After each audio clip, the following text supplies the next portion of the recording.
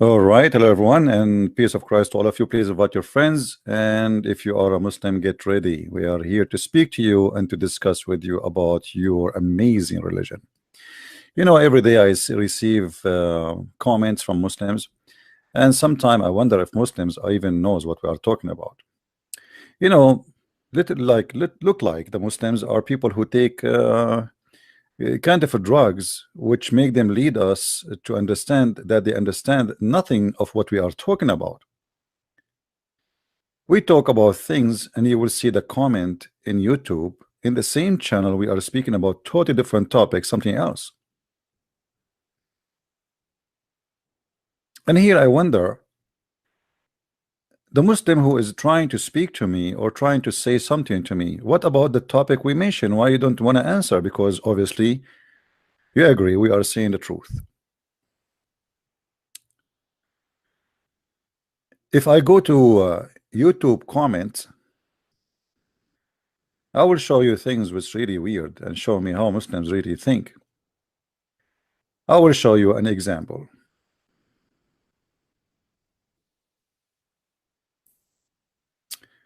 Christian Prince, why you do bother how Muslim women cover themselves?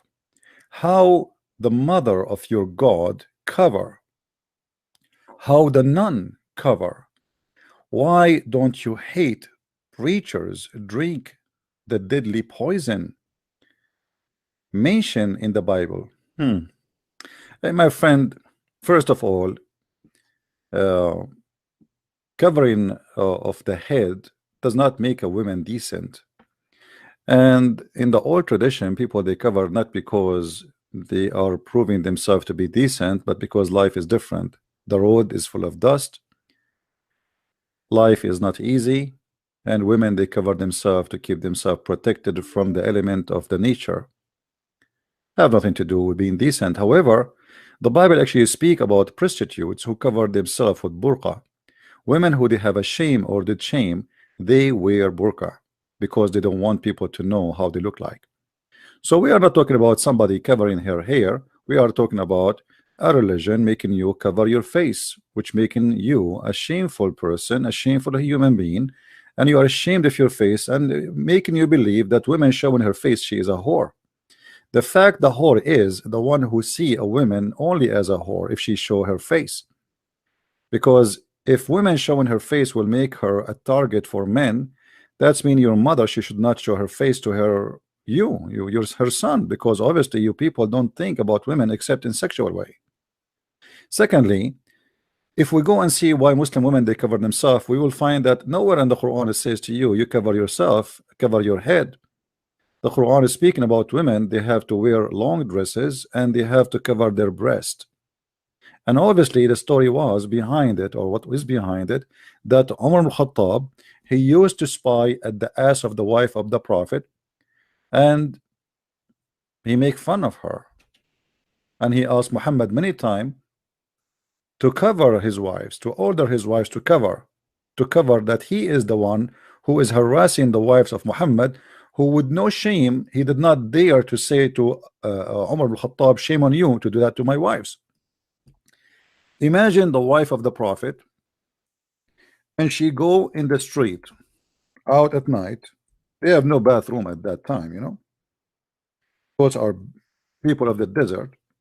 She go to do poo-poo, and then a guy who is a very close friend to her husband, he chase her and he say to her when she is doing poo-poo, Arafnaki ya Sauda, we know you Sauda, which means we know your ass.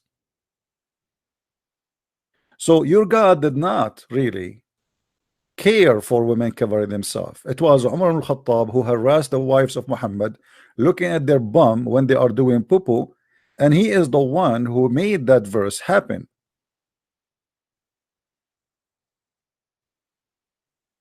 And if we go, we will find Omar, he confirmed, and your prophet confirmed, and you Muslim confirmed that the one who came with the covering of the clothes of women is not Allah, it was Umar ibn Khattab.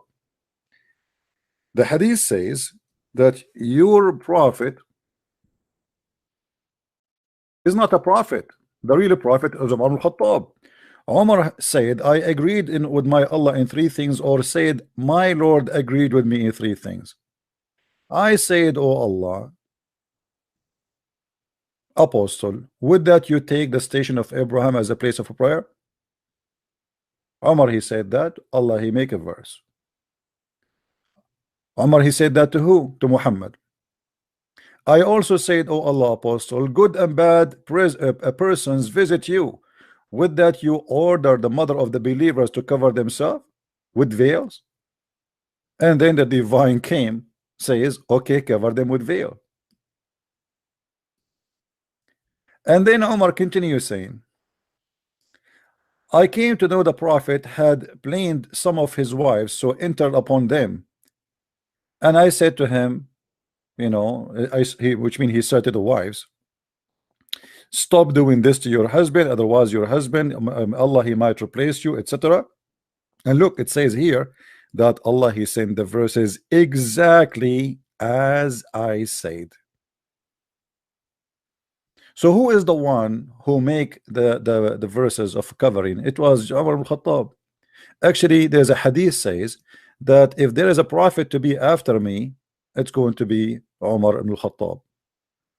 And the one is saying that is Muhammad. Obviously, Muhammad is copying Umar. This is not from your God, and your God don't care for women covering themselves or not. Because if your God, he care for decency, he will not allow Muslim women to do muta. He will not come with a rule that any Muslim women and any Muslim man, they can have sex for 3 days 3 nights, and if they like to enjoy more, they can extend. So here we go. You are saying to me, you are, you people, you cover your women, but in the same time, your women, they can do muta, which is nothing but a prostitution, where women, she rent her vagina for whoever he pay.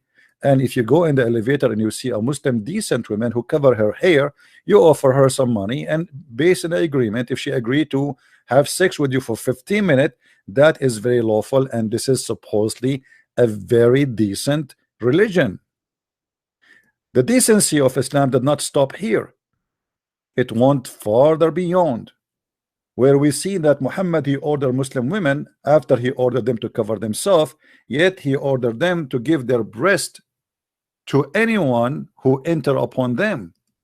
So we have a society where it's forbidden for a man to shake hand with the woman. You see how decent this society is, but yet we can suck their breast. I mean, isn't it? This is amazing.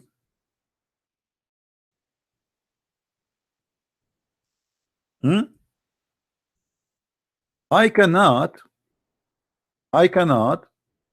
shake hands with Muslim women, but I can suck her breast and her nipples. Let us see some hadith about that. So the Muslim, they will not say we are making things up. You know them. If we don't show reference, they will say, where you get this? Where you get this from? Where you get this from? Let us see.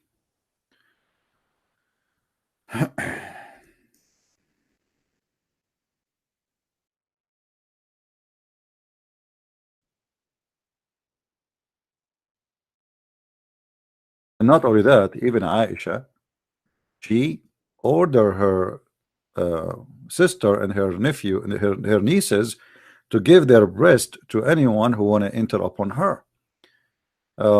First of all, let us confirm that this is something was a Quran. This is not even a hadith, so you will say it's a fabricated by the Jews. Those are verses was exist in the Quran, and sadly a goat ate the verses. As you see, the verses of stoning and breastfeeding an adult 10 times was revealed, and the paper was with me under my pillow. When the messenger of Allah died, we were preoccupied with his death, and the tame sheep, I hate you, tame sheep, came and ate it. So as you see, my friend, you are coming from a very conservative religion where women should be ordered to give their boobs to a man.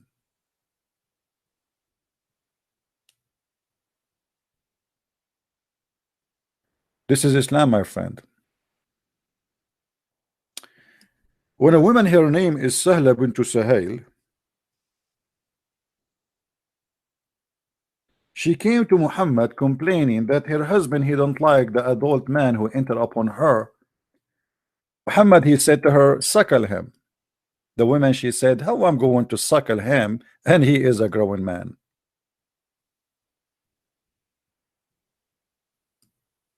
So if you are a Muslim and you think you are coming from a conservative religion, my friend, your religion have nothing to do with conservative, not even close.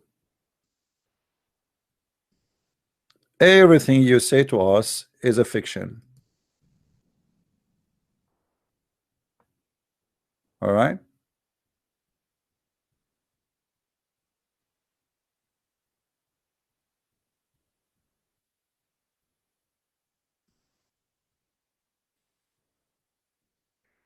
Look like we have somebody he decided to leave Islam, which is good. He just received a message. Please tell me if you like me to share in the screen what you text me or not.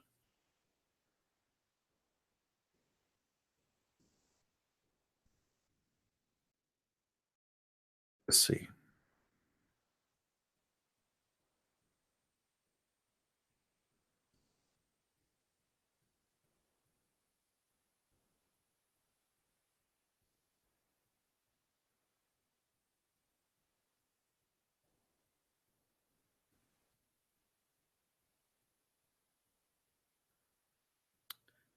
All right.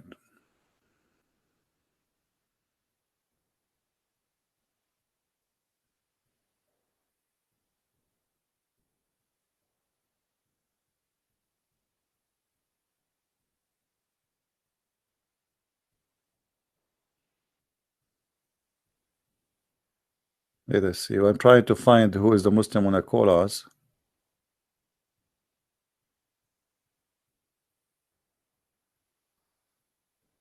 If you are a Muslim, you want to call me, please give me text and I will call you back. All right. And I apologize. I cannot really answer everybody send me text. It's impossible. I have a long line of text.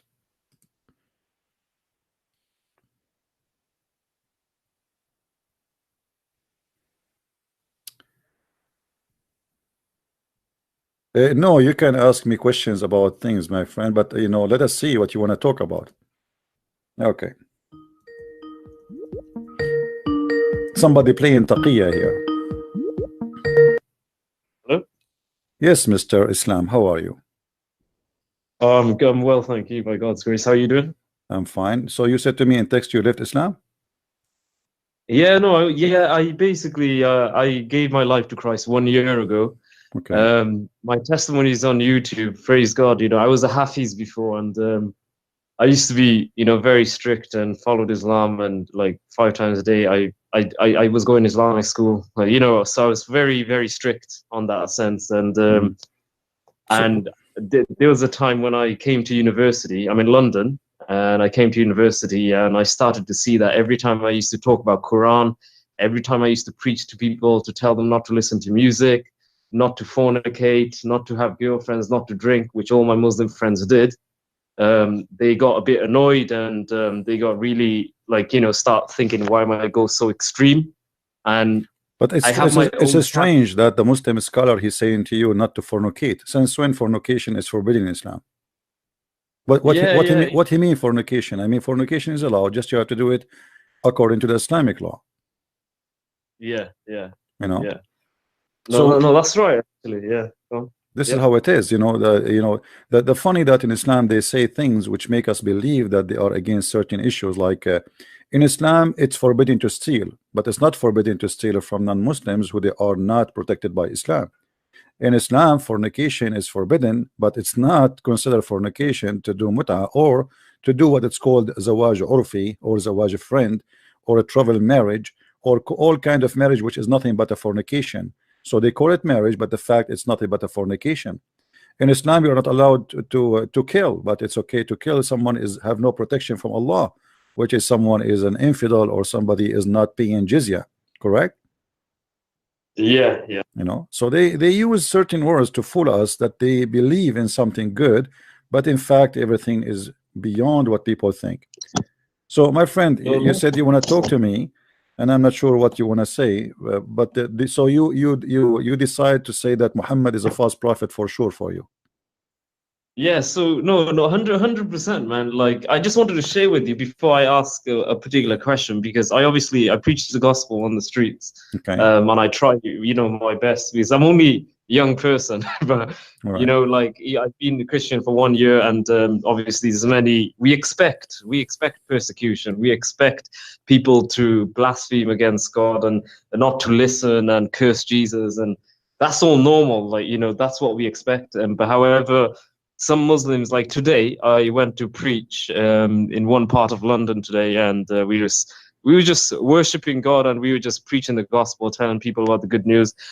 And obviously, there were some Muslim people who were next to the Quran stand, and they were selling Qurans, and they were just trying to say that, it's that usual thing. When I was Muslim, I kept on asking the same question: how is a very stupid. It is a very stupid question until you come to Christ. Like, when you realize, oh, we don't believe in three gods. Obviously, we believe in one. It's very clear, as God said, our God, your Lord is one. And it's very clear to know that three persons are distinct. And how can Jesus be finite? How can God be finite? Asking these questions, I obviously didn't want to debate, because I don't see any fruit in debating sometimes when it comes to that. I just came here to preach as what God said. But a lot of people just accept the fact that how can the Father be up there, and then how can Jesus be here, and at the same time God? Let us take one by one. Let us take one by one. Yeah. First of all, when a Muslim, he says to you that we worship one God, correct? Yeah. What the benefit of worshiping one God, but you do not know who is your God? Well, there is no benefit, really. Who is the God of Islam? Not even a non-Muslim can answer me. I'm asking these questions for years and years and years, and not a single one, even sheikhs of doctor from Azhar, all what they say to me, that God is what Allah. I ask him, oh, actually, what does the word Allah mean? He said to me, what we know, that the first one who said the word Allah is an Arab guy, but we don't know who. Okay, who? So what is that? So who's Allah? They do not know what it does mean. They do not know who's Allah, or what they say to you, what his job. His job is God. Well, nice to meet you. You know, if I ask you what your dad, and your dad is a doctor, you don't say to me, my dad is a doctor. I'm saying to you, who is your dad, not what you do. So I know that your God is God, supposedly. I know what he do as God. Who is he? They don't know. Secondly, if their God is 1 or 10, who care? What we care for, if he is exist and true or not. Let us say somebody, he is an Indian or Hindu, and he believe in a 1,000 God, but those 1,000 God are exist. That's mean he's right. Yeah, you know exactly, what I mean? Yes. Who care about if it's 1 or 2 or 3 or 4 or 5 or 7? This is stupid, actually. It's stupid logic. But they think that they have like something strong to say, we worship one God. We worship one God. Yeah, but you do not know who is your God. And your God, he says stupid things. Like, what kind of God? He said women have a sperm coming from their ribs. You have one God, but he is an idiot God. You know? Yeah, because that's the devil, isn't it? So the devil is an idiot. He's stupid, isn't it? Even though he's very cunning, but he cannot, like, it's very easy. The devil cannot overcome the word of God. He has to copy, he has to think, he has to twist little things, and that's what he can do. He can steal and try to destroy things, but this is the problem. That is the main thing that we realized. I was speaking to my mum. So my parents, they obviously very upset. They kicked me out the house on December, and I saw Jesus in a dream, and Jesus came and speak to me before I got kicked out the house, and I prayed to God. I spoke to all my. Is it okay if I share this with you? Sure, go ahead. Yeah, no, because I felt just by the Holy Spirit just to say that I was in December, and when I had no intent in Christ, nothing to do with Christianity, nothing to do with Jesus. I was always against it up until that day in December when I told them I had a girlfriend. And the reason was I didn't do any intimacy with the girl. I met the girl, even though I was Hafiz and I finished the Quran, I started to doubt Islam. The reason I started to doubt Islam is because I lacked a relationship. I thought, why am I struggling to pray 5 times a day? If I believe this is the ultimate truth, how can I struggle? How can I not obligate and make the effort to pray to God? How is that possible?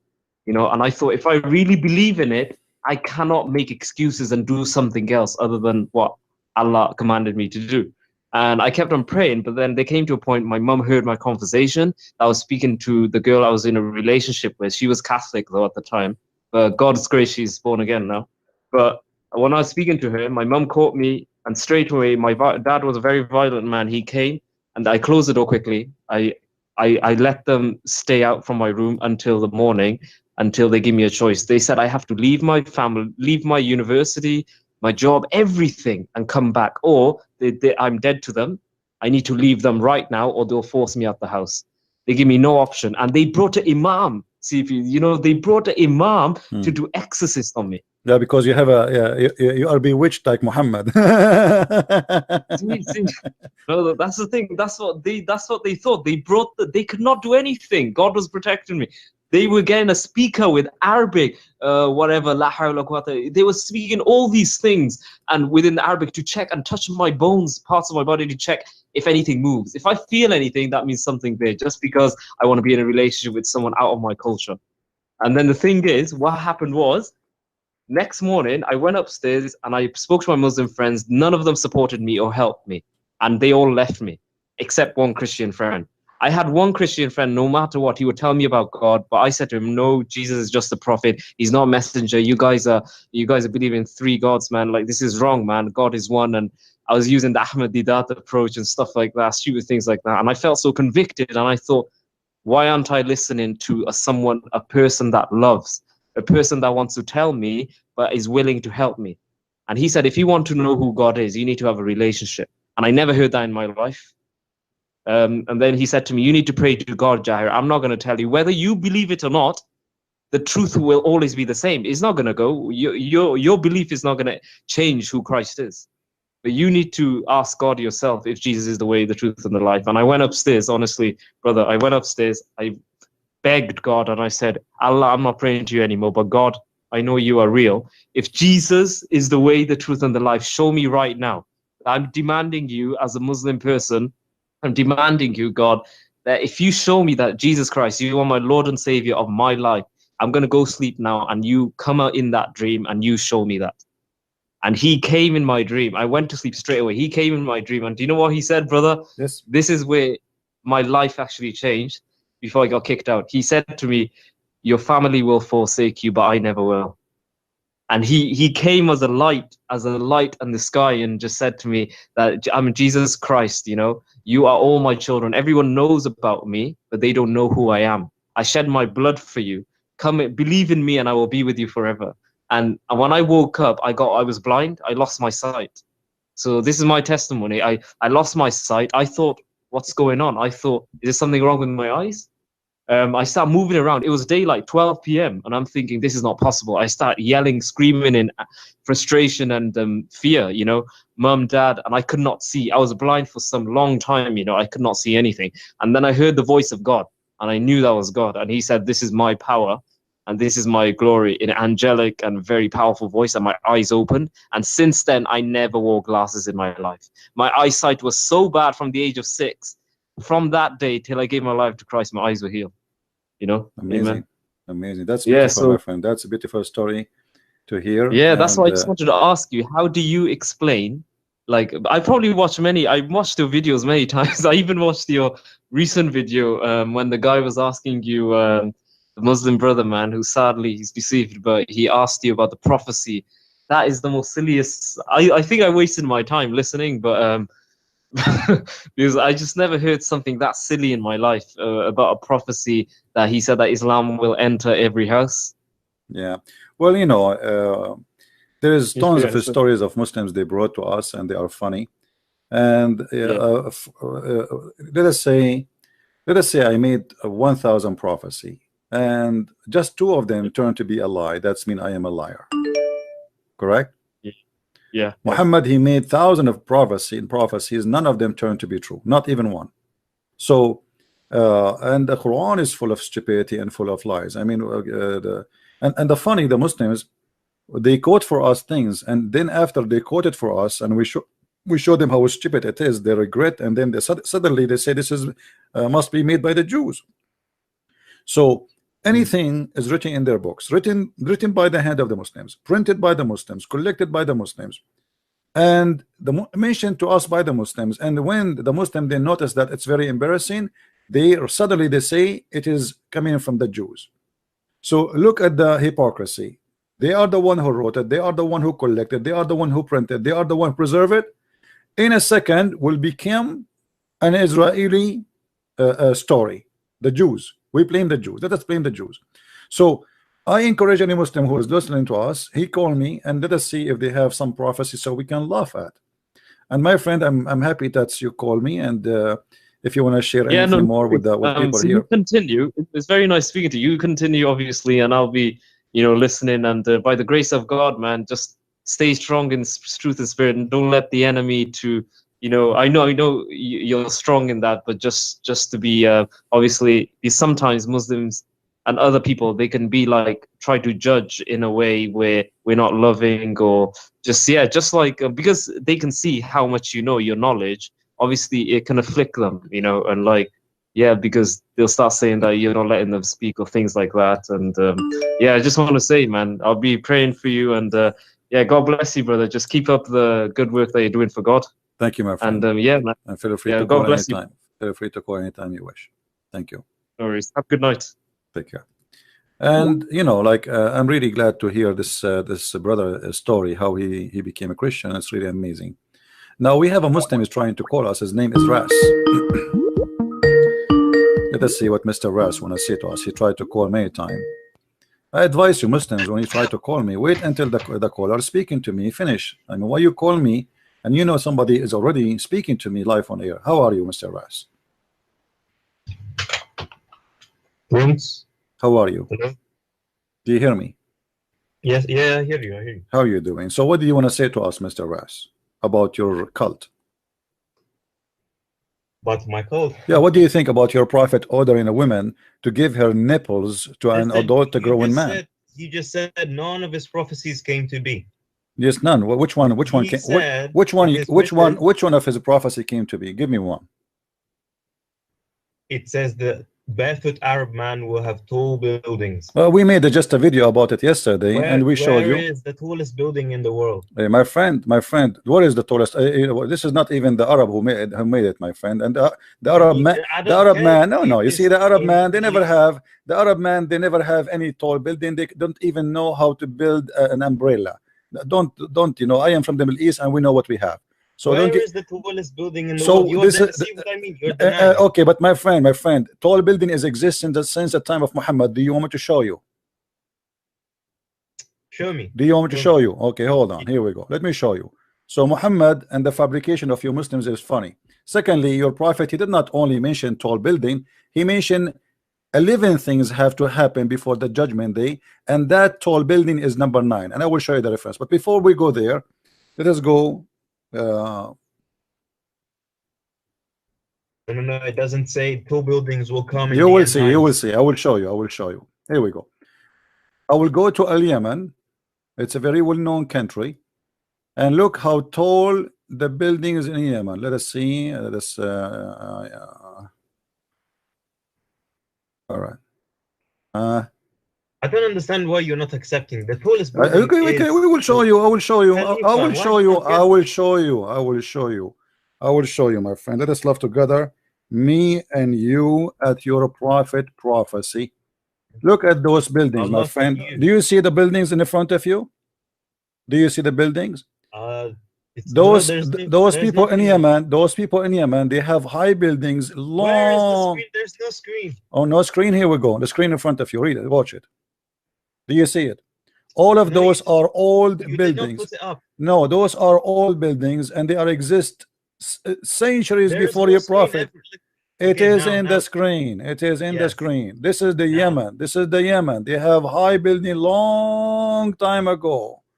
You see it. Yeah, but well, listen. Did you not just say all Arabs didn't build anything. All My they friend, can do the that- very simple reason, those are not the Arab. The Yemeni people are not Arab. Same time, you're a prophet, but you Muslims, you claim that the Yemeni people what are do you mean Arab, right? Yemeni people not They Arab? are not Arab. The Yemeni are not Arab. Even the Quran confirmed that. You never heard of the Quran speaking about Dhul They are Ukhdud? Bedouin. They are Bedouin. Arabs. Abdul, no, they are not Bedouin. The Bedouin is the real Arab. The real Yemeni are not Arab. If we go in the Quran, you will see even the Quran says that the Yemen is the land of the Christians, and then the Jews, they came and they occupied and they killed the Christians there. So don't even try. However, No, if we go, no, you do not know your They religion. were You do not know. Christian, but You do not know Before they were your Christian. religion. You do not know your religion. Did you hear about Al-Ukhdud before? I do not know. I know why they were Christian. How you know? From where you know? Because of the old How you know? Abyssinian Empire expanded them. No. This is not what your Quran says. Here we go. In the chapter of Al-Buruj, it is speaking about the Christians who've been slaughtered by the Jews, and they've been killed by the Jews, and those are the real people of Yemen. So the Jews, they came here, and they burn every Christian who lived there according to your Quran. So this is not the made of the Muslims there. This is what the real Yemeni, they are the children of those people there, and this is why they have a civilization. The Arab, they have nothing. If we go to the oldest temple in Yemen, we will find that not a single word in Arabic is written there. Now we go back to your prophecy about the high building. Yes. Okay. Let us see what the prophecy says. And I want you to read with me, and please try not to laugh at your prophet. Okay, fine. Go on. This is Sahih Bukhari, so don't tell me this is made by the Jews. And as long you are the one who accept this to be a prophecy, then you Yes, have to Bukhari. accept the defeat that your prophet is a false prophet. Read with me carefully. Allah Messenger said, and this is your Muslim translation, not my translation.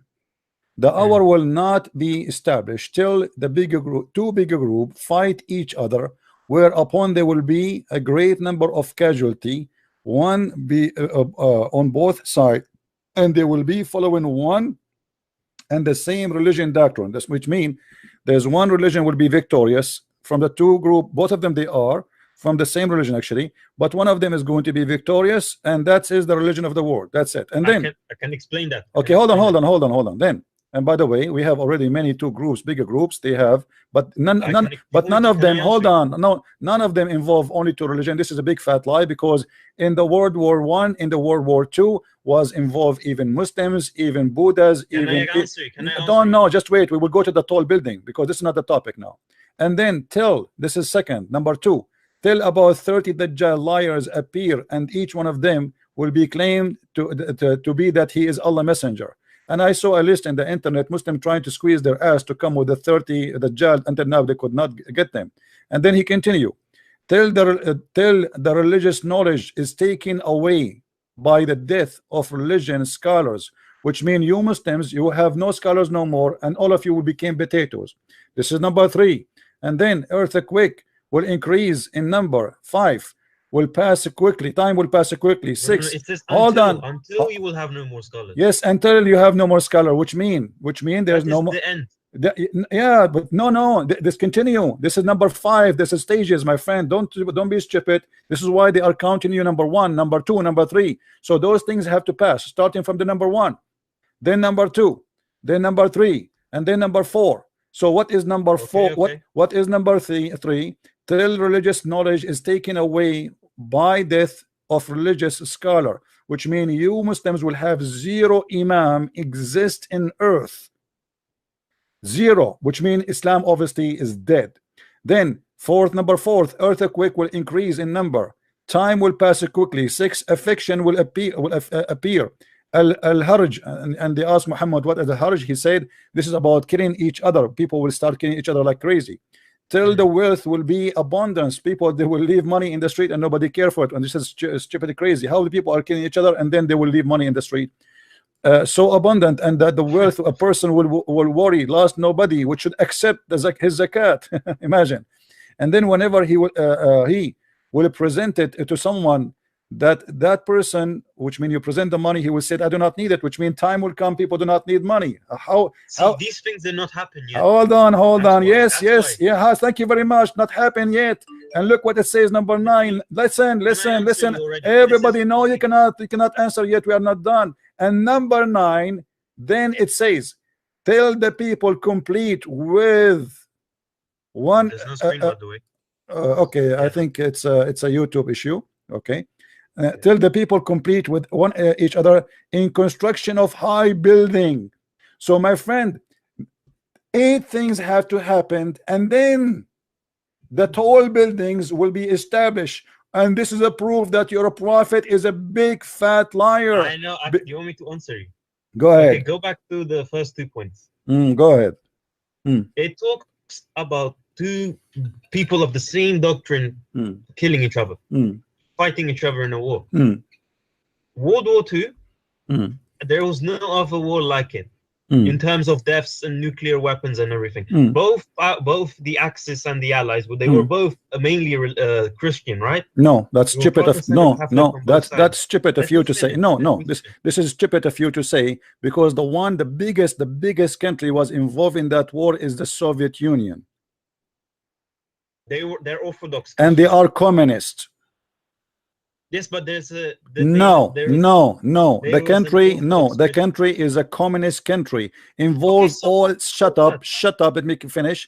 Involve many religions, including the Muslims, which mean the communists, they control everybody, and no Christianity there, no Islam is there. As an example, Chechnya is part of it, Kazakhstan was part of it, etc. Everybody is part of the Soviet Union. Shut up. No. So there's no 2 religions. Secondly, let us go with you and say, okay, the first 2, let us say only Christians are fighting, as you said. It's still, we have to reach the time where there is no Muslim scholar left. Islam should be dead, and we should have 30 Dajjal and no Muslim scholar left, which means Islam is totally dead. An earthquake will increase in number, and then time will pass quickly. Time is still the same, nothing changed. We have 24 hours, it's not shortened, the day is not shortened. And then the affection will appear, and the hajr and the killing and the wealth will be abundant. Do you see money in the street? Hold on, shut up. Do you see the money is abundant in the street? Do you see people see money in the street and say we do not need it?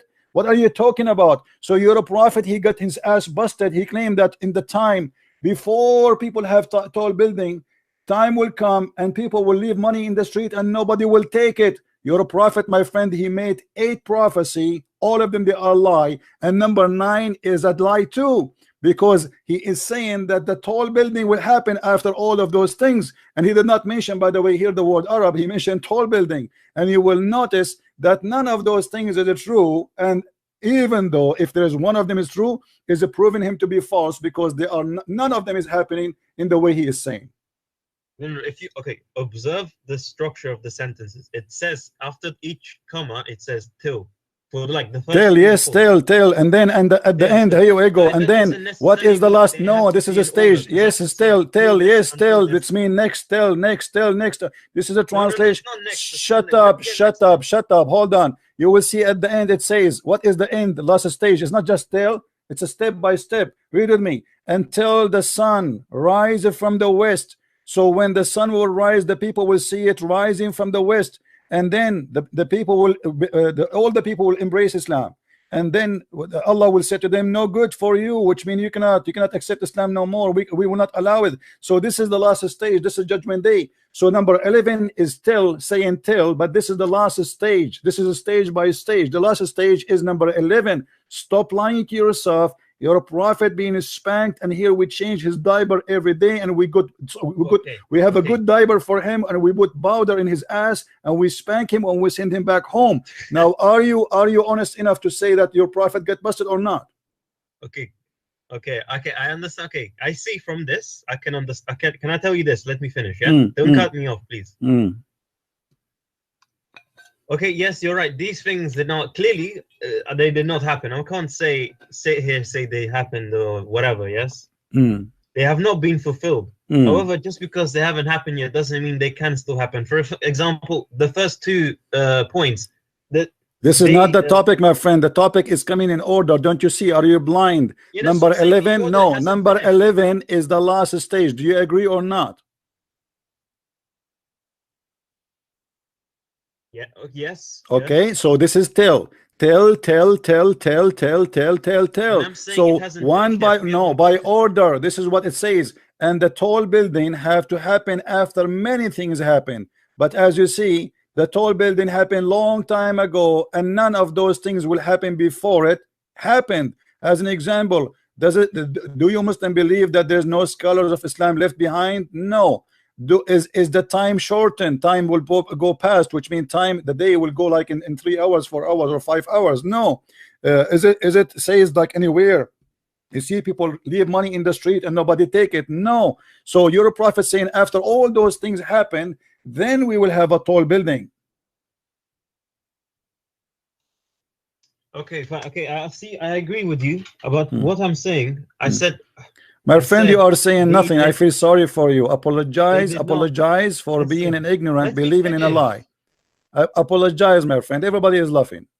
Everybody is laughing, and you know that you know yourself inside you that it's very clear. Your prophet keeps saying this is why in the hadith, my friend, is that your Muslim translation or my translation? This is why in the hadith says number 1, number 2, number 3, number 4, number 5, because it is in order. And the tall building is number 9, which means okay, so let me ask you now, is time going quickly these days? No, nothing changed. Still we have 24 hours. Do you still have Muslim scholars? Yes, we do have Muslim scholars. Listen, Abdul, then do we have 30 Dajjal? No, we don't have 30 Dajjal, especially the Messiah, because the Messiah have to come before the tall building. According to this, the 30 Dajjal, all of them, they have to come. All of them, they claim to be the messenger of Allah.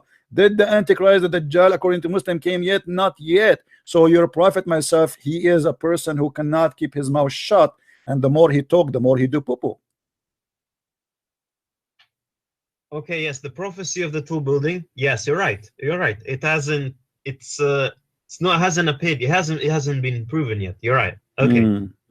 Come I agree with that. So this is not only this. No. When you agree with that, my friend, you just agree that your prophet is a false prophet, because your prophet saying the tall building will happen when all those things happen. But we have already tall building, and you are the one who called me, says, do you know what is the tallest building in Dubai? Okay, listen, you're not listening to what I'm saying. You're right, you're correct, that's what I'm saying, but it hasn't happened yet. What do you mean hasn't happened? You are the one who told me. You are the one who told me the tall building in Dubai. You forgot. You are the one who said to me. Yes, and I admit I'm wrong. Thank you very much. You see, they swallow their tongue in a second. Now he noticed that the prophecy he told me, it was nothing but a shish kebab, and he's a prophet getting busted. So now he cannot dare to say my prophet obviously is a scam. So what he say? I was wrong. No, you were not wrong. I got you busted. Why you are calling me again? Why you are calling me again? Listen, you haven't let me finish. Okay, so what you said to me in the beginning, it was a lie, correct? Okay, I acknowledge that I'm wrong. Okay, now let us change the topic. Give me another prophecy or prophet, he said. Let us another joke, just for fun. No. Let me finish on this. No, we are done with this one, because obviously your prophet got busted. Now, do you have something else to prove to me about that your prophet is a prophet of God? Do you have anything else? Prophecies? You're asking for anything. Give me anything. You see, I don't want to tie your hands so people will say, oh, he's trying to focus on something. Give me anything to prove to those Christians. Because you didn't get my point. I said it has. I got your point. I got your point. You said you are wrong. You are wrong. I got your point. The fact it's not you who is wrong. You are being stupid, and your prophet is the liar. This is the truth. Now give me something to prove to me Islam to be from God. Do you have anything to prove to me? No way. In my head right now, no. Nothing in your head. What about in your pocket? Okay, I will give you 15 minutes. Think, find me something to prove Islam to be from God, and call me back. Is that okay? And you can call a friend if you want. Good. Search Google. Go search Google. Call daddy. Call mommy. Call uncle. Umar ibn al-Khattab. Call Ali. Call whoever you can. All right.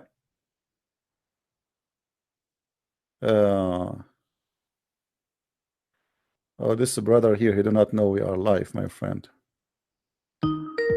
Okay.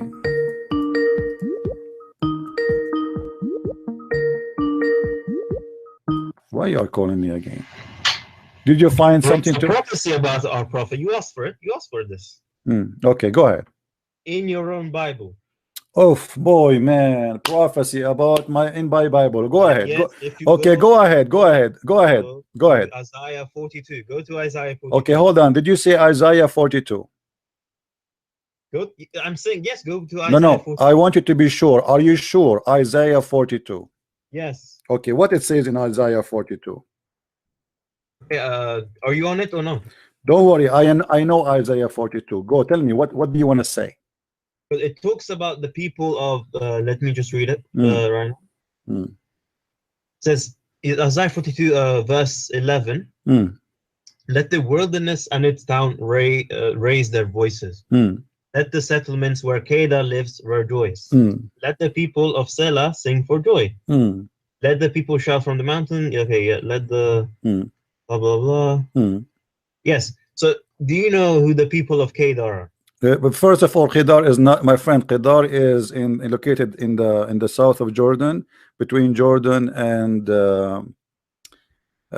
Egypt. This is not Saudi Arabia. No. These are nomadic Arab. Do you want me to show you, my friend? These are nomadic. My friend. Do you want me to show you the map?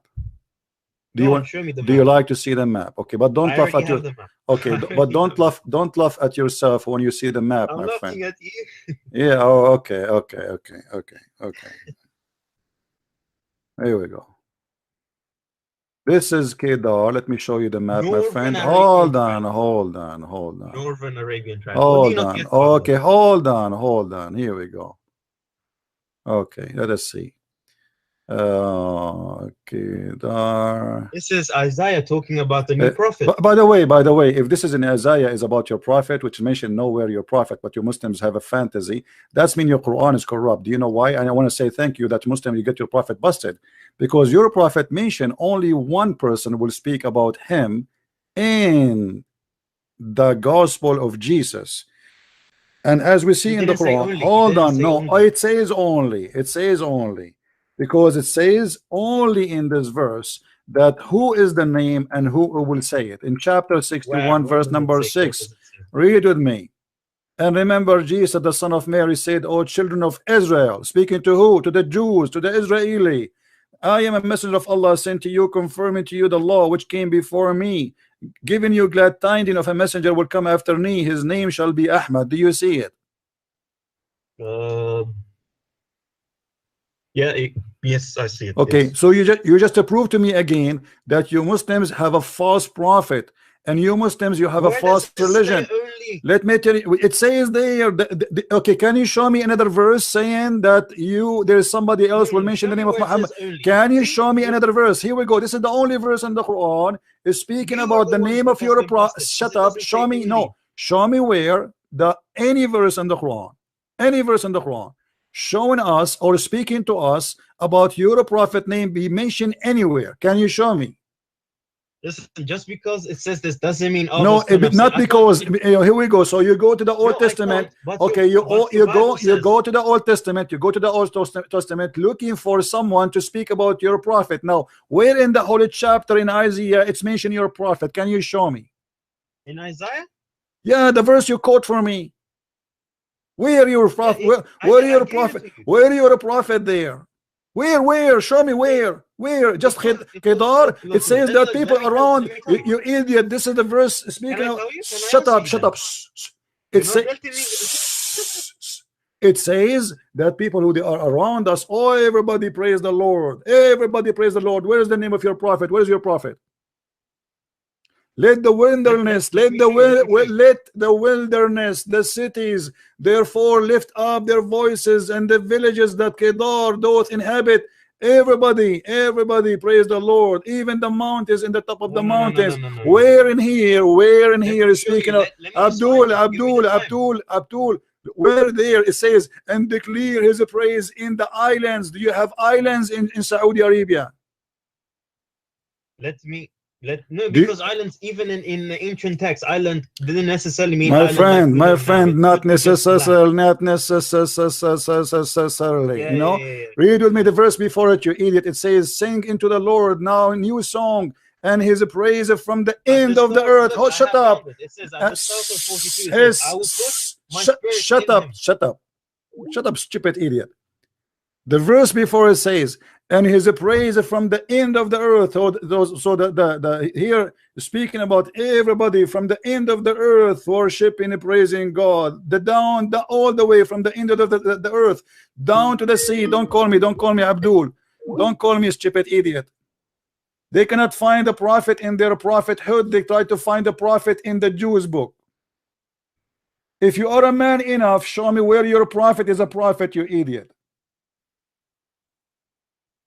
We just get your prophet busted from his own words. Where in there this is Muhammad? Stupid monkey. I hope the monkeys will not sue me. Don't call me. Hold on. I will let you. I will tell you when you can call me. Just wait. Let us listen to this and laugh at your Muhammad. Isaiah 42. Behold my servant whom I uphold, mine elect in whom my soul delighteth. I have put my spirit upon him. He shall bring forth judgment to the Gentiles. He shall not cry, nor lift up, nor cause his voice to be heard in the street. A bruised reed shall he not break, and the smoking. He will not even break a branch of a tree. You're a prophet. He burned trees. He burned people. He even dig the grave of people. Your prophet did not break a branch of a tree. Your prophet did not shout and make his voice loud and say Allahu Akbar. Huh?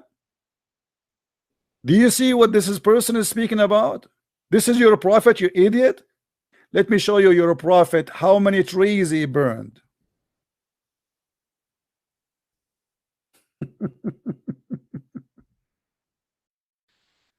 Oh boy.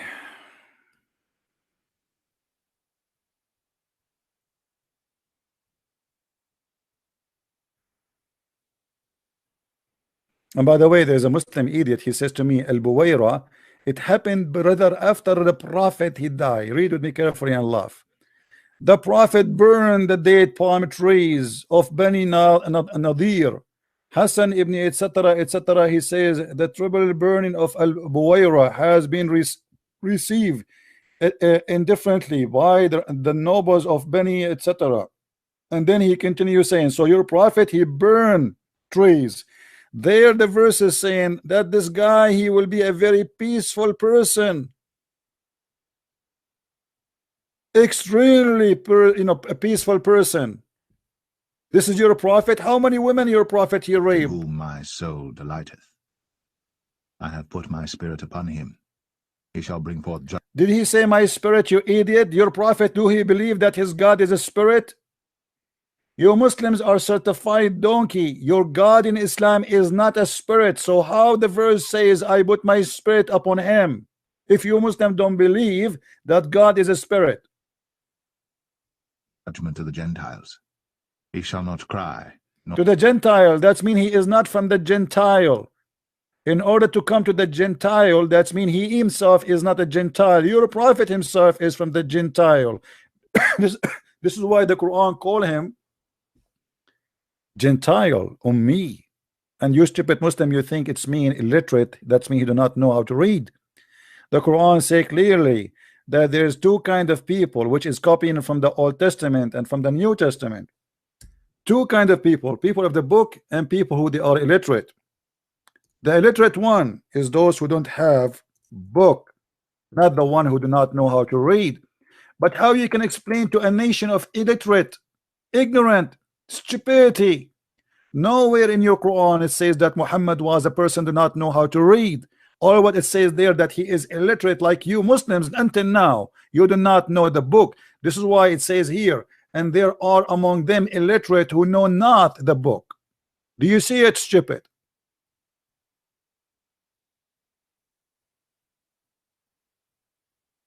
You Muslim keep saying your prophet is illiterate. I agree. He is a certified illiterate. He is an ignorant, he is a stupid, he is a liar, he is illiterate about God, as you see in front of you. This is why the Quran call us, the Christians and the Jews, people of the book. Never call Muhammad the man of the book. And it's very funny, you Muslim, you say that you have a book, but your own book doesn't call you people of the book. Even your own book did not recognize your book.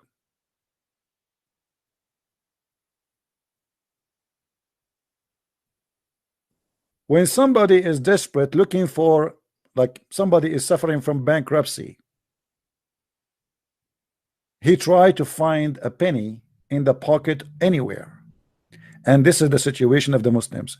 They could not bring us a prophet of God, so they try in their book, so they try to find him in our book. And the funny that our book is corrupt, but yet they can find Muhammad there. And the funny that Deedat was making fun of the Song of Songs for 20 years, and suddenly one day somebody said to him, Muhammad dim dum dum da dum dum dum da dim. Suddenly the Song of Songs became a holy song. Deedat in the debate many times he said to the one who is debating him, are you brave enough to read those verses to your daughter who is young at home? And then somebody said to Deedat, after many years insulting Song of Songs, that the name of Muhammad is there. Suddenly the Song of Songs is not about porn and it's not about sex.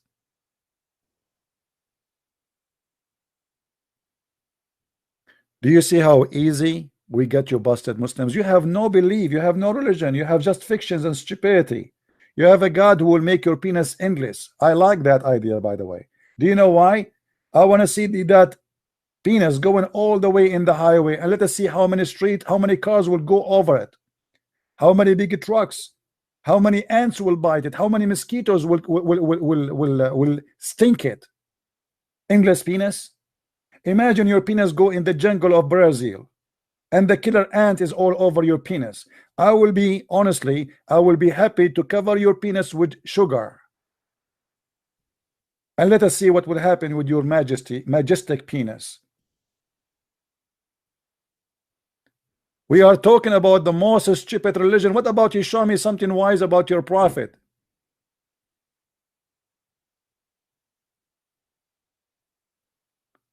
I am a prophet who have no prophecy. I am a prophet who speaks stupid always, 24 hours, 7 days a week. I am a prophet who says something and do something else.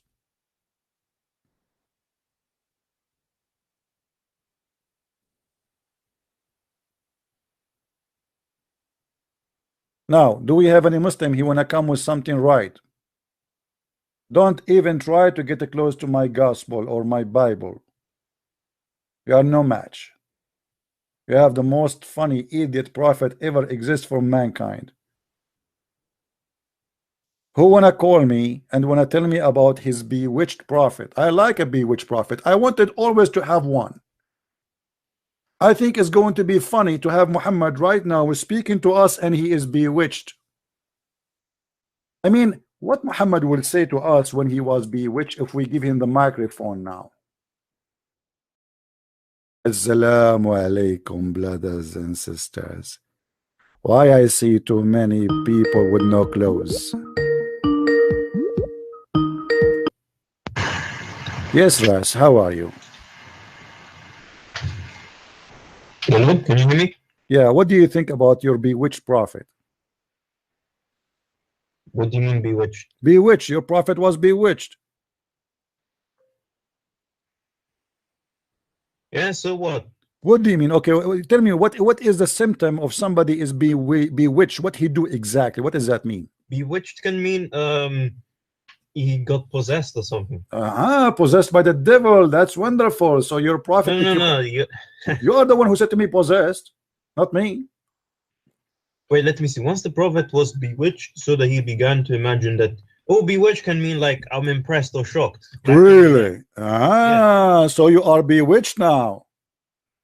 Yeah. So if you are bewitched, you are impressed, you start imagining things and you do things, but in fact you did not.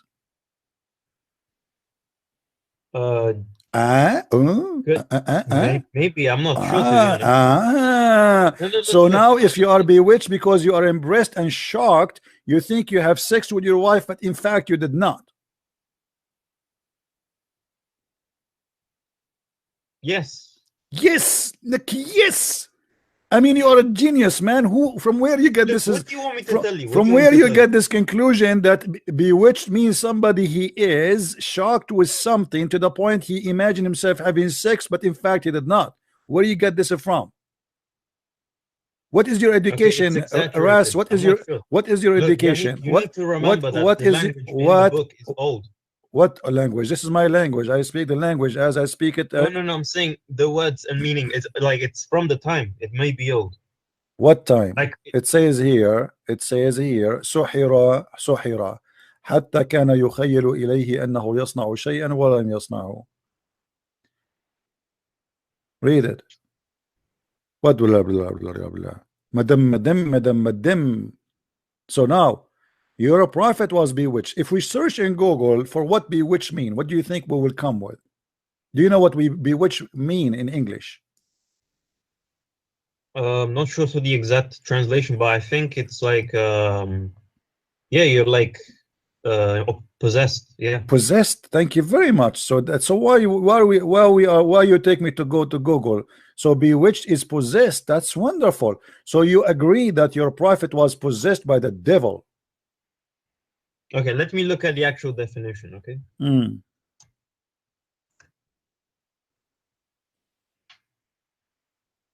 Okay, cast a spell over and enchant or the light. So somebody cast a spell over your prophet. Somebody did voodoo to your prophet. It also says enchanted. Hold on, Ras, hold on. I want to do voodoo. Shankashu, Chahaju, Chuju, voodoo, Juju. I want to control Muhammad. Okay, let me do that to you too. I want to control you. Okay, hold on. Shanshabu, Chapadu, Chatatut, control Ras and make him say something not usual, not Islamic, which means something smart.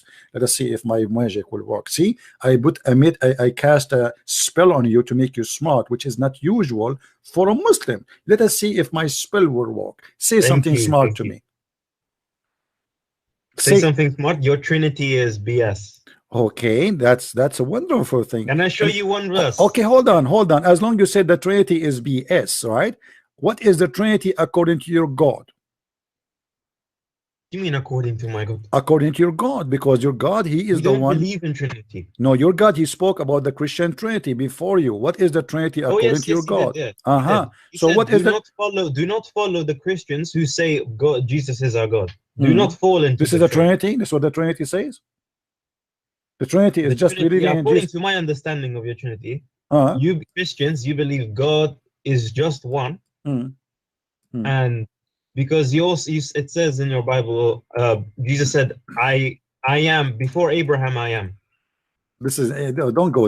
I'm asking you, what is the Trinity according to your religion? Is it true that the Trinity according to Islam, it is Mary and Jesus and Allah?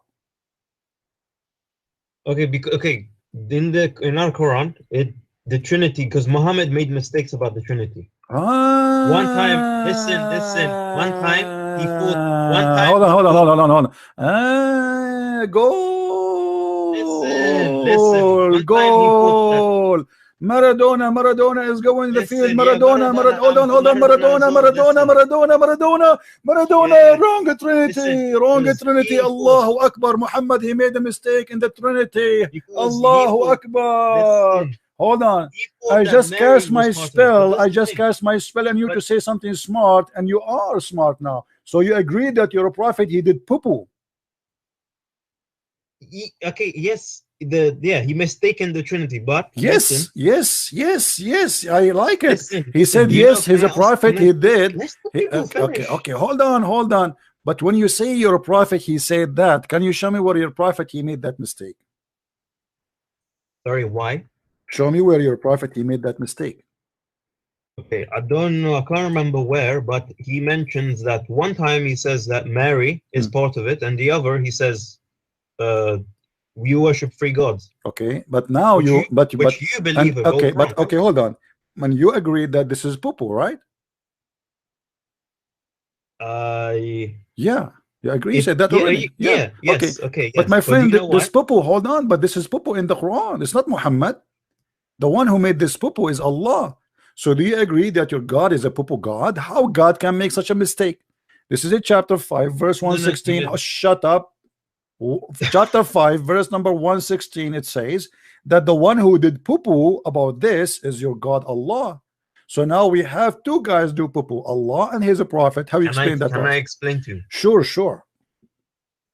Because I think according, I may be wrong to be honest, but I think in time of Muhammad there may some Christians, there were Christians who believe the real Trinity like you, and so others, different sections, which worshipped Mary and stuff. My friend, where is the other section we worship Mary? Come Maybe on. There was a second ago you said he made a mistake. Don't be come on. People are laughing at you. Aren't you the one who said he made a mistake?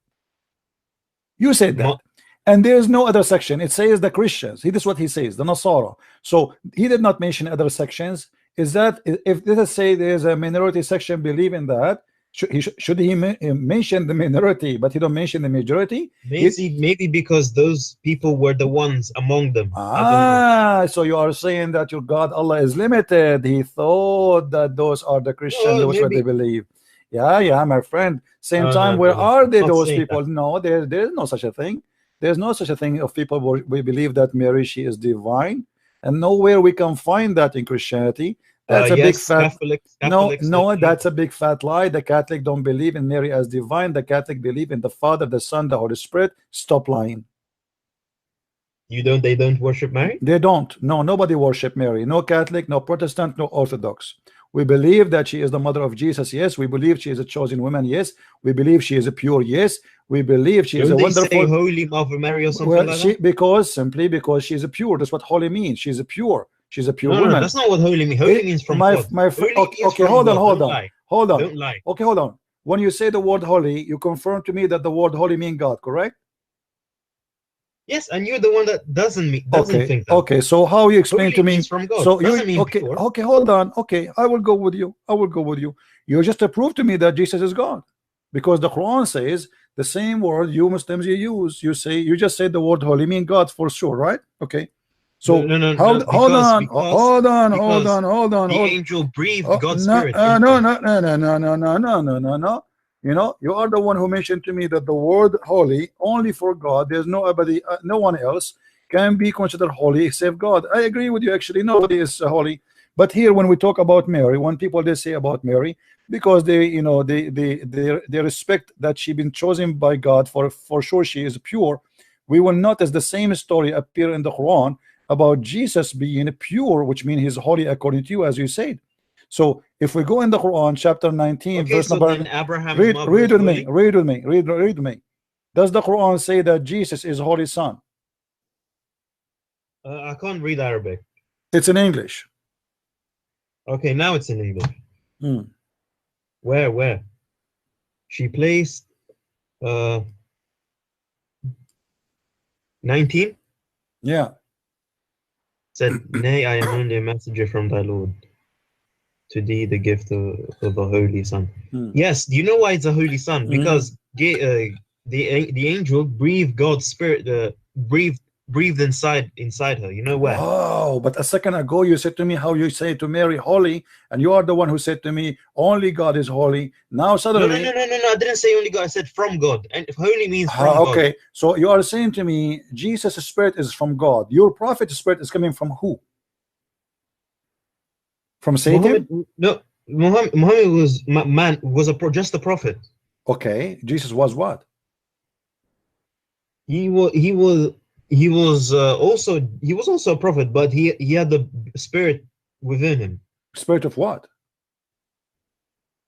It says the angel breathed inside Mary. The angel he breathed, or Allah he breathed? The angel. Where it says the angel, show me. If you show me where it says the angel he did, I'm going to jump from the top of the 15th floor. Where do you get it from? Breathe God's spirit. It's not Allah. It's not the angel. It's Allah. It says وَنَفَخْنَا فِيهِ وَنَفَخْنَا. It's us. We breathe into her. What are you talking about?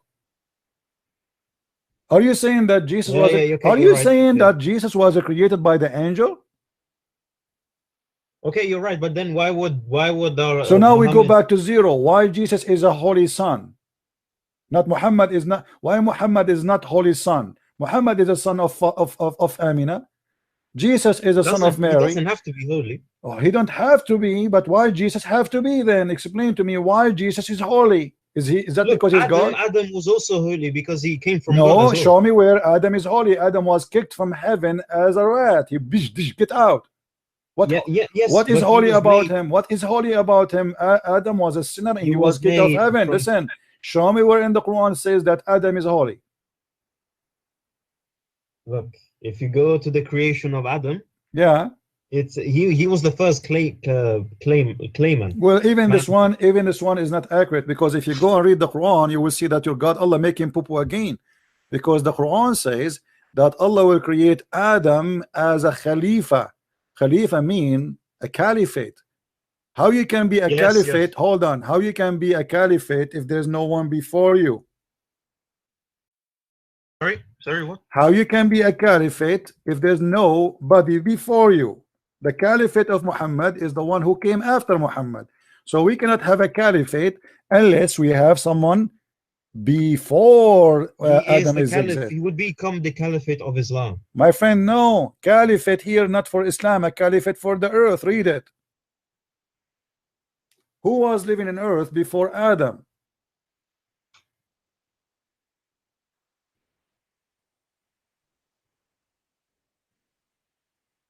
Okay, yeah, you're right. Yeah. I'm right again, as usual. Thank you very much. You see, but listen, my voodoo is working now. Listen. Do you know how many times you say to me, listen, my friend, listen carefully. Let us go back to zero. Why Jesus is holy?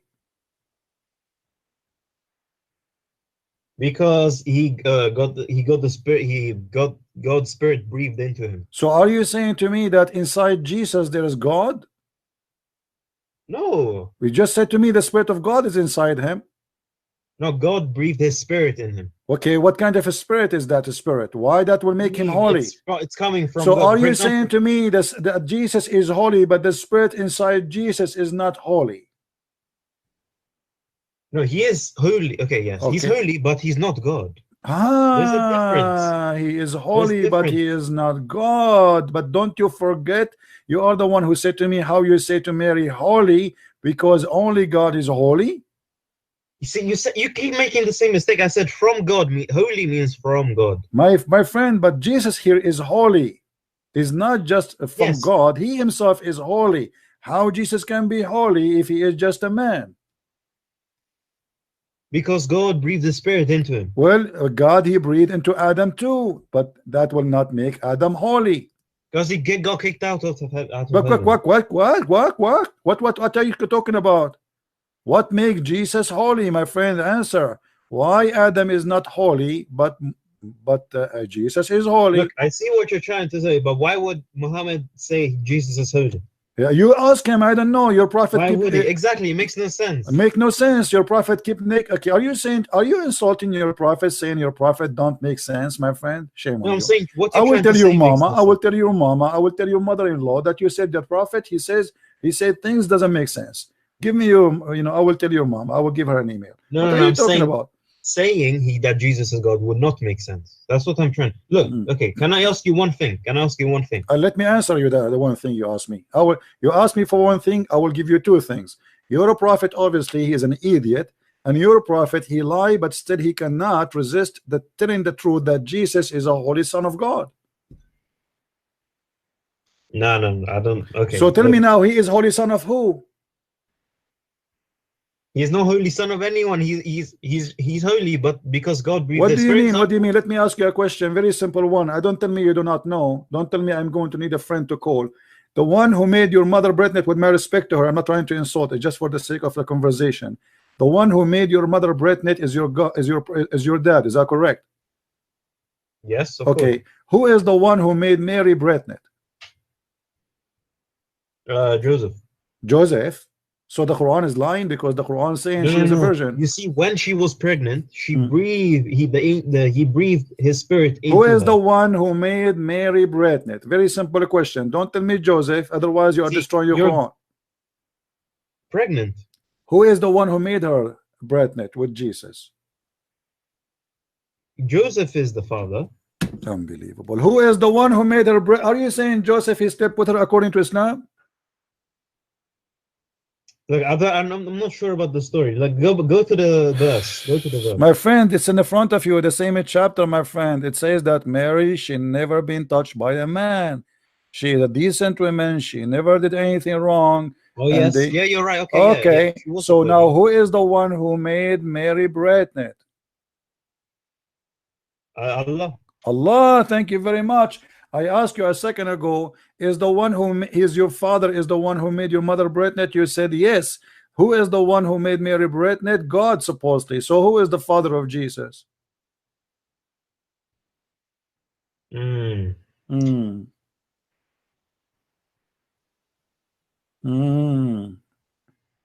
Okay, in that case, I guess God, Allah. No. That I'm not. I don't think that's.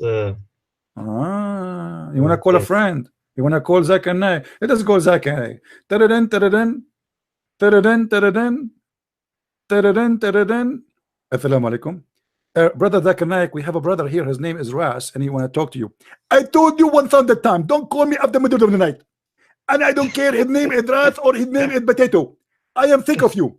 I am going to call the FBI for you. I'm going to execute you. I'm going to sue you for sexual harassment. Just Zakir Naik, hold on. The guy, he is just confused. You want to know why Jesus has been called Holy Son? Why you don't answer him? Otherwise, he will leave Islam. First of all, Jesus is the Holy Son. What is the big problem? He is the Holy Son. Mary is a holy woman. Her son is holy. It's inheritance in the blood, my friend. They are holy. They are a holy family. Thank you very much. Don't call me again. Ras. I don't know what to say. I invite you right now, my friend, to leave Islam. What do you say? Look. Can I ask you one question about the Trinity? Because I cannot believe in the Trinity. I want to ask you first. Are you willing to leave Islam?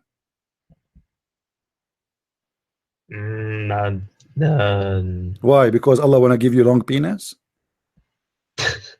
Be honest with me. Do you have a short one? And this is why you want to stay as a Muslim?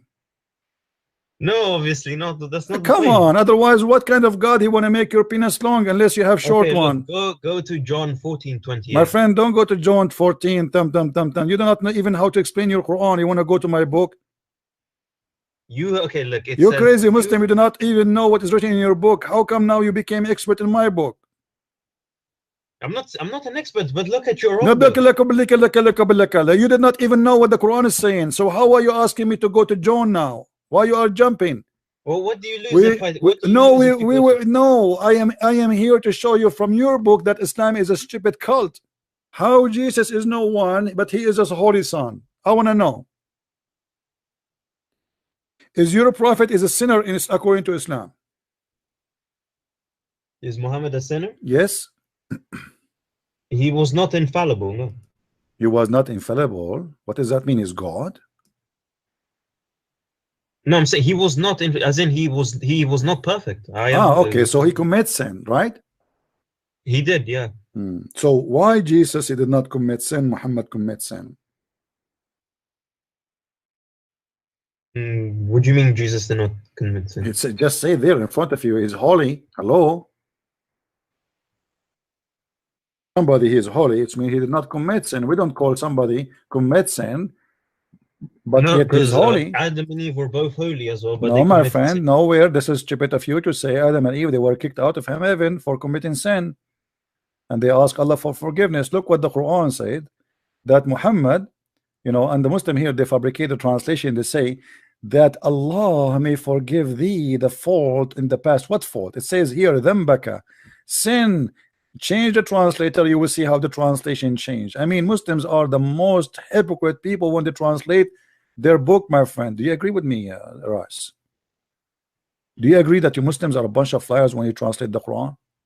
What do you say? No. Okay. What I can tell you, I just changed the translation. Here we go. This is Biktal. It became suddenly, it's a miraculous, became sin. In the other translation, it's fault. There's a huge difference between fault and sin. Okay, so what do you? So you expect every scholar to say the same thing? This is not a scholar. This is Arabic Quran, my friend. In Arabic, it says ليغفر لك الله ما تقدم. You asked me about scholars. You asked me about Muslims. No, I'm asking you why they lied. It's not scholar here. This is a translation. Why you Muslim? Why? Okay. So now you're a prophet confirmed to be a big time sinner. I want to ask you another thing. Why Allah saying to Muhammad, I forgive your past and your coming sin? Have you ever heard of an open license for sin?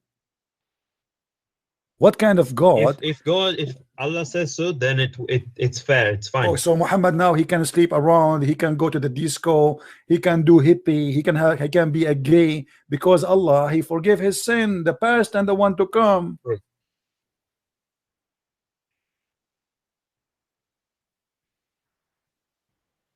What do you say? Okay, yeah, that's unfair. Yeah, that's wrong. I don't know. That's wrong. So my friend, you want to leave Islam? There is more than one reason for why I wouldn't. Can I tell you why? Give me one. Give me the As first I was trying to tell you before, go to John 14:28. Oh boy, here we go again. You are staying as a Muslim because John 14:28. No, it's not just that, but that's one of the reasons. Look, go. I would be impressed if you can defend this. My friend, you are impressed all day long as long you are talking to me, and now you are saying to me you will be impressed. What's wrong with you? How many times until now you said to me you are right, you are right, you are right, you are right, I'm wrong, and now you are saying to me I will be impressed? What do you mean you will be impressed? Or are you saying to me all the time you are talking to me you are not impressed? Is that what you mean? Go where? Go where? Go where? What do you want to go where? 14:28. Okay, what about it? Tell me, what's the problem? It says, you heard me say, I am going away. This is Jesus, by the way. You heard me say, I am going away, and I'm coming back to you. If you love me, you would be glad that I am going to the Father, for the Father is greater than I am. So Jesus, he was humble enough to admit that there was someone greater than him. So how can Trinity be a thing? Okay, well, this is very simple to answer. Jesus, he is saying to them, I am, here, my Father is greater than me because I am in the form of a human being. No, that's BS. Come on, come on. Wait. I want you to read the following verse with me. I will put it for you in the screen. Are you looking at the screen? Are you looking at the screen? Yes. Okay. Yes. What the verse saying in the same chapter, John? Okay, you're still on the screen hasn't changed. No problem. Okay, yeah, go on. Does it say that he made himself equal? This is why the Jews they want to kill him.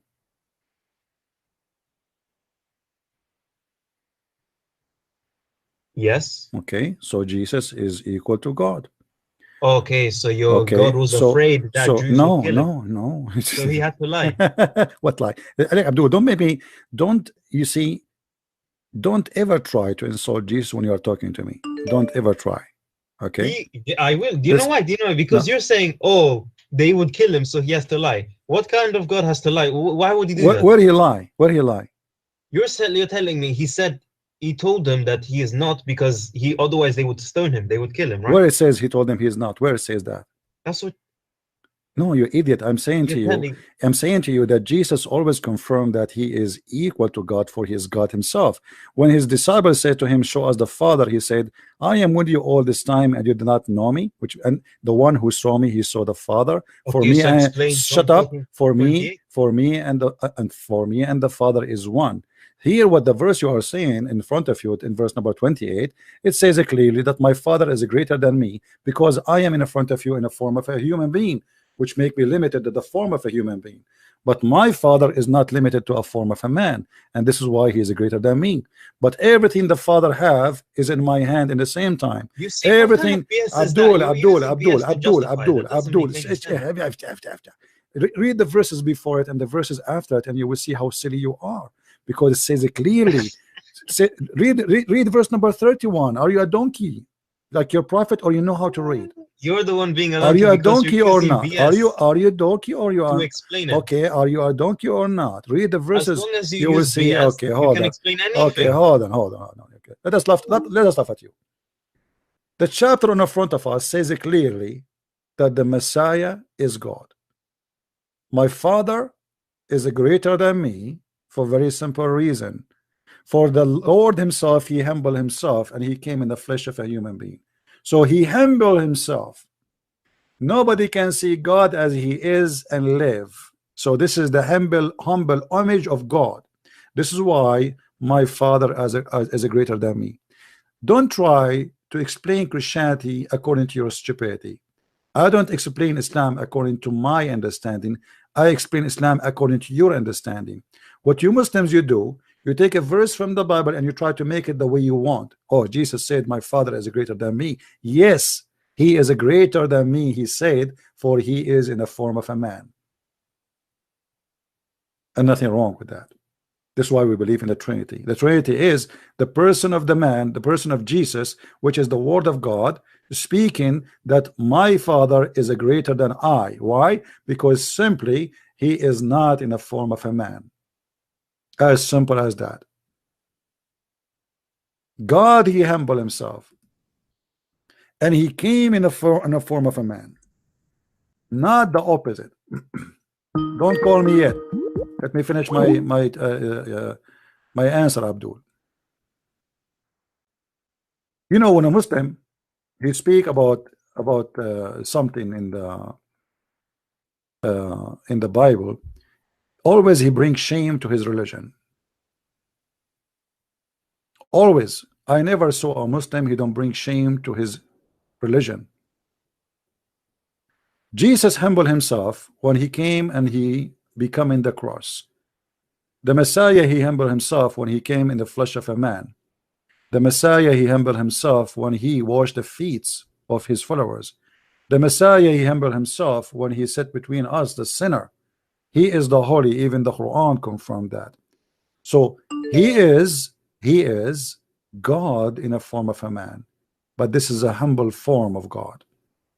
As simple as that. And we can show you tons of verses from the Bible speaking about that. If you go to the book of Hebrew, you will see, but we see him who was made for a little while lower than the angels, namely Jesus, because of the suffering of death, crowned with the glory and honor, so that by the grace of God he might taste the death of everyone. So Jesus, he is humbling himself so he can taste even the death. So don't talk with your stupidity. You don't understand your belief, so don't explain to me my belief. Otherwise people will laugh at you. And not only that, let me add more words to you to help you. You will even see that Jesus is obedience to the Father. Not only my Father is greater than me, he is obedient to the Father. How he can be obedient to the Father? That's very simple, because everything from the Father is still he himself from him. For by me, which means by him, and everything by him was created for him and by him. He is the Alpha, he is the Omega. The law of Moses is the law of Jesus. He came to the earth and still he came to fulfill. So he is obedience to his own words, which means he is not hypocrite like your prophet, like your God. If you go to Philippians, you know, in chapter 2, I think it says that he emptied himself, taking the form of a servant. He took the form of a servant. Let me find the verses so we can see it together, and we can see what Jesus explained and what the Bible explained about Jesus.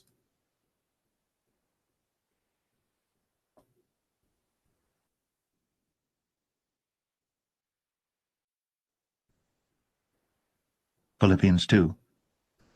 If there be therefore any consolation in Christ, if any comfort of love, if any fellowship of the Spirit, if any bowels and mercies, fulfill ye my joy, that ye be like-minded, having the same love, being of one accord, of one mind. Let nothing be done through strife or vainglory, but in lowliness of mind let each esteem other better than themselves. Look not every man on his own things, but every man also on the things of others.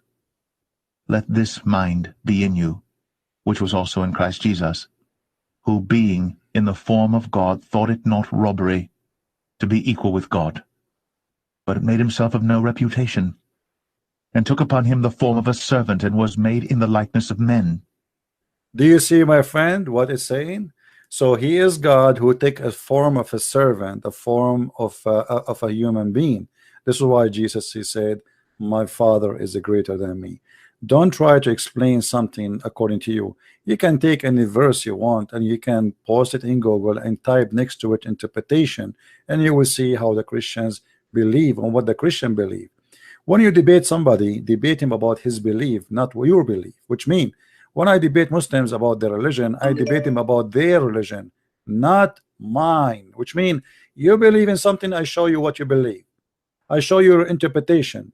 I show you your scholars. I don't try to explain it to you. Otherwise, I will say to you, this is my explanation. As an example, when you said to me that Muhammad did not know how to Muhammad was illiterate, I showed you my understanding that this is not about Muhammad being illiterate. Muhammad, for sure, he is not illiterate, and he know how to write, how to read, and we can prove it so easy. But when we speak about Muhammad as illiterate, we speak as Muslims believe. Muslims always they try to come with their own conclusion, with their own fantasy. They cannot explain their book. And look, the funny here, this guy, he keeps saying to us his prophet is wrong, his prophet is wrong, his God is wrong, he's wrong even about the Trinity, and suddenly he want to explain to us who is Jesus, but yet he can't explain to us his own religion. Do we have any smart Abdul in the bushes? Is that the only Abdul we have in the bushes today? Are you serious? What happened to the Abduls? Any Muslim he like to leave Islam?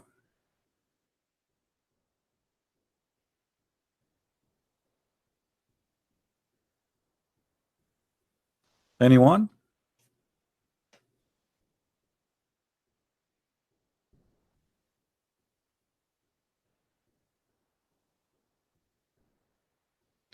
If there is anything bad in giving alms as Quran prescribe, do you have refutation for that?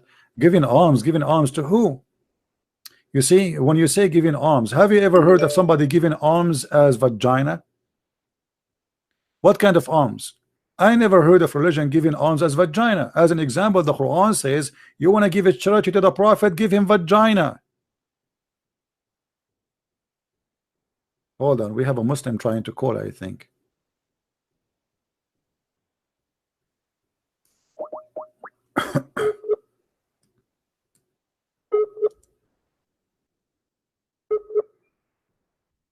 Friend, I'm trying to call you.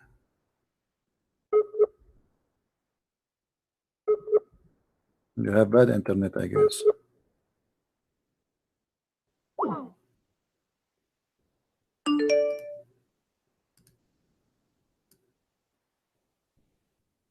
Let's give him a chance to call.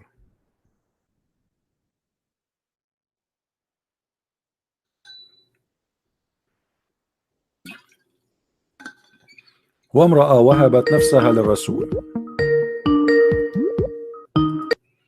Hello. Assalamu alaikum. Wa alaikum assalam.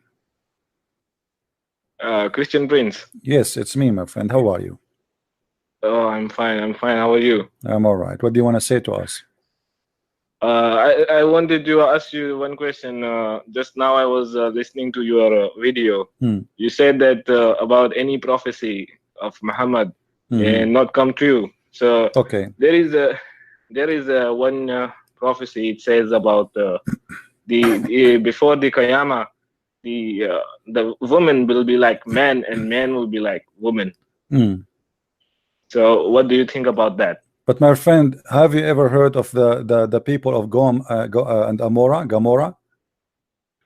I don't know. Is there any Arabic name for them? Yeah, Sodom and Amorah. Oh yeah, I know. So this happened before Muhammad. What a big deal about what kind of a prophecy this prophecy is? We have Sodom and Gomorrah long before Muhammad. Here we go. Is that the day of judgment, my friend? Come on, wake up. Same time, as long you are mentioning this, your prophet himself was a gay.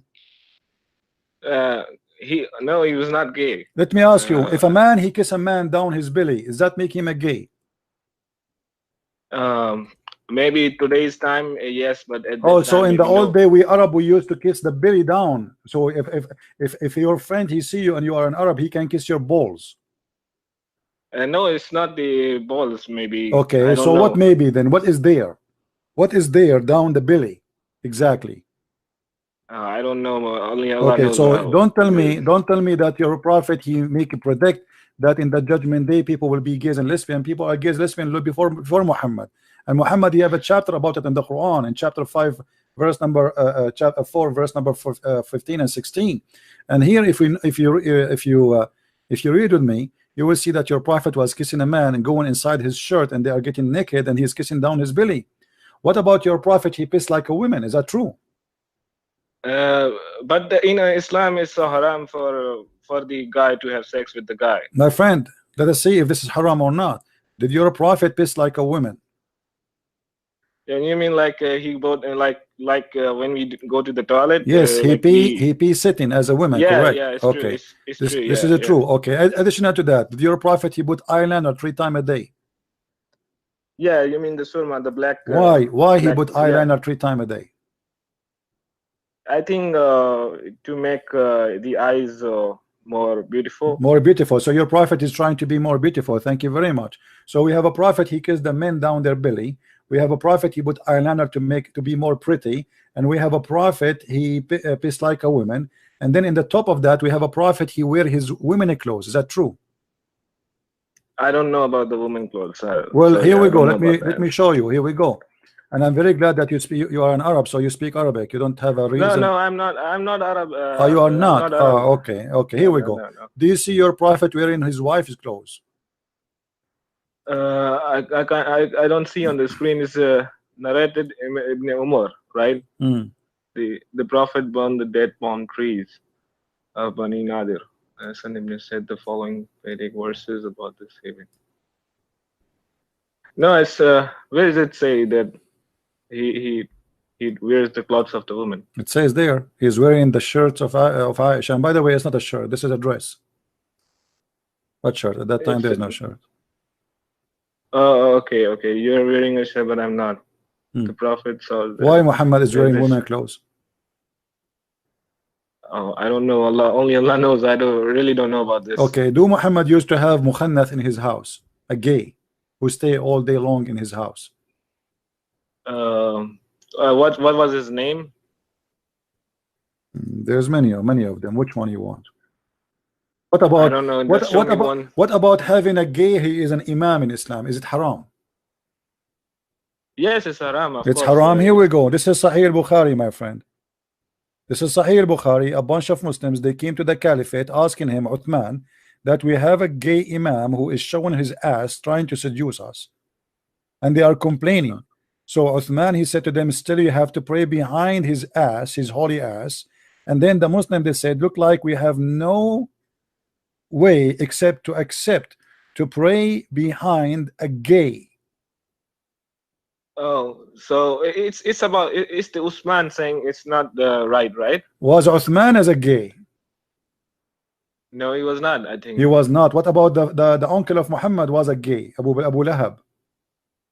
Yeah, Abu Lahab, but he was Abu Lahab was maybe he was gay because but this is the uncle of Muhammad. Muslims. Is it true that you're Muslim? You say that Abu Lahab he cannot sleep unless we put some sperm in his anus.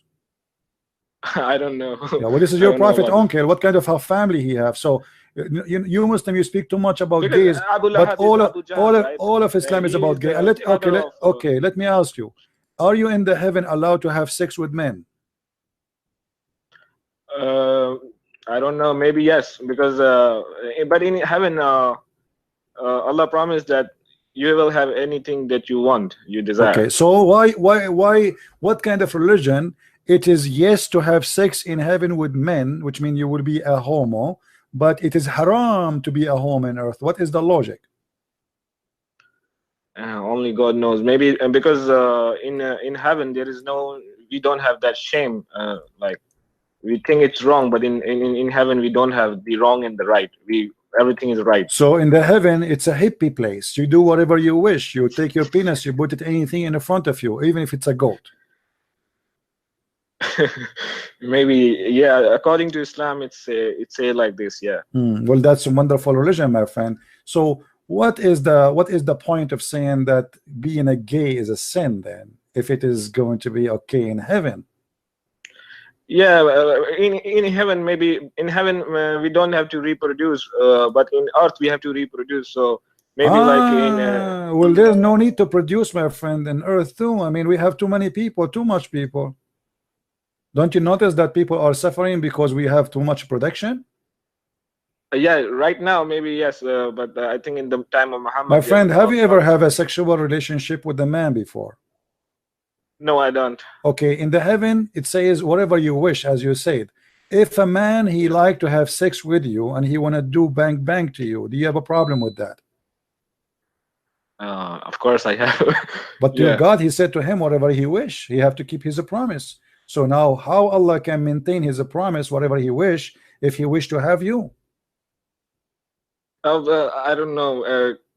Maybe can I ask you a question if you don't mind? I'm not a gay, my friend. Let us continue with the conversation. So what kind of God he says to us whatever you wish, but he cannot keep his promise because the guy he like to have sex with you. Maybe you are very handsome. So now how Allah will solve the problem? Here we go. You don't want to give him you don't want to give him your anus, but he like to have your anus. How we can solve this issue? What do you think about Allah? How he will solve it? Because I think maybe Allah he will provide him that like I don't know, but if you ask me, according to my knowledge, maybe Allah will provide him the pleasure or imagination. Or maybe Allah Allah will create like an implement of your anus to keep his promise, like he will make two of you. Yeah, maybe, I don't know. Oh, okay, so guys, maybe Allah he will make two of Mr. Ali. One to that guy to F and one is this one. So okay, that makes sense. Now my friend, if you go to heaven, I'm asking you a very serious question. Take it into consideration. You are now a Muslim who is going to enter heaven. What is the first wish sexually you wish to have in the heaven of Allah? Maybe I don't know, maybe get a good wife there. Good wife in the heaven of Allah? You will have a good wife? I mean, she have to be a whore. How is she? How you can find a good how you can find a good wife in Allah house if you are saying to me in Quran it says that my friend, yeah. If you just say to me that in the heaven of Allah everybody F everybody, so what good wife mean? Like good wife, I mean like beautiful wife. Just beautiful. Okay, is that how Muhammad described that Allah will give you a woman? They have nice nipples and they have nice vagina and they have nice breast. Yeah, it's about who, right? Who's? No, not necessarily. Even Allah, he will import from hell special women who are prostitute, like prostitute. They work in Las Vegas. If you look with me in the screen, I don't know if you can see it. Do you see the screen? Yeah, I can see the screen. This is like Usman said al Salat. No, this is different. Okay, this is going to come. Okay, to I'm rather to like this one. I'm just saying. Okay. There is no one whom Allah will admit to pray that, but Allah will marry him to 72 wives, 2 from Houris, and 70 from his inheritance from the people of hell. All of whom will have deserved from. Okay, I did not know about this hadith. Is it sahih? No, it's da'if. Everything in Islam is da'if. It's da'if, right? Well, no, this is Sunan Ibn Majah, and Ibn Majah is an authentic book. But if you go, they will check. They will say to you, it's da'if. The Muslim, anything look embarrassing these days, they make it da'if. But look what your prophet says to you. Very good news for you, Mr. Ali. You are going to have in the heaven of Allah a male member. He is a translator. He is trying to be nice. It doesn't say male member, by the way. It says the you know, you will have a D which will never go flat tire. Do you see it? Yeah, that's a very good news, my friend. Yeah. By the way, you can use it as a sword because it will never go flat. I mean, you can break rocks with it. You can break rocks with it. You can use it as a hammer. You can drill in concrete. I mean, I don't know what you can do with it, but look what it says here before that Allah Allah, he yes, will. Habibi. Just one. I wanted to ask you one My question. friend, don't say Habibi. People will think you are a gay for real now. I'm not Habibi. What Habibi? Don't say that to me. We're talking about gays and lesbian and effing. You say to me Habibi? That's dangerous. No, okay, no, Habibi. Just wanted to ask you one question. Can I ask? Go ahead. Just because I also I'm interested in Christianity, but just tell me, what is the difference between Allah and the God of the Christianity? Is there any difference? There's nothing to share, actually. As you see, your God is a pimp. Yeah, but it's coming from the hadiths. Maybe hadiths. No, the Quran true. is the same. What about the Quran? Isn't it the Quran teaching you about women, and he speak about their vagina, what is inside their vagina?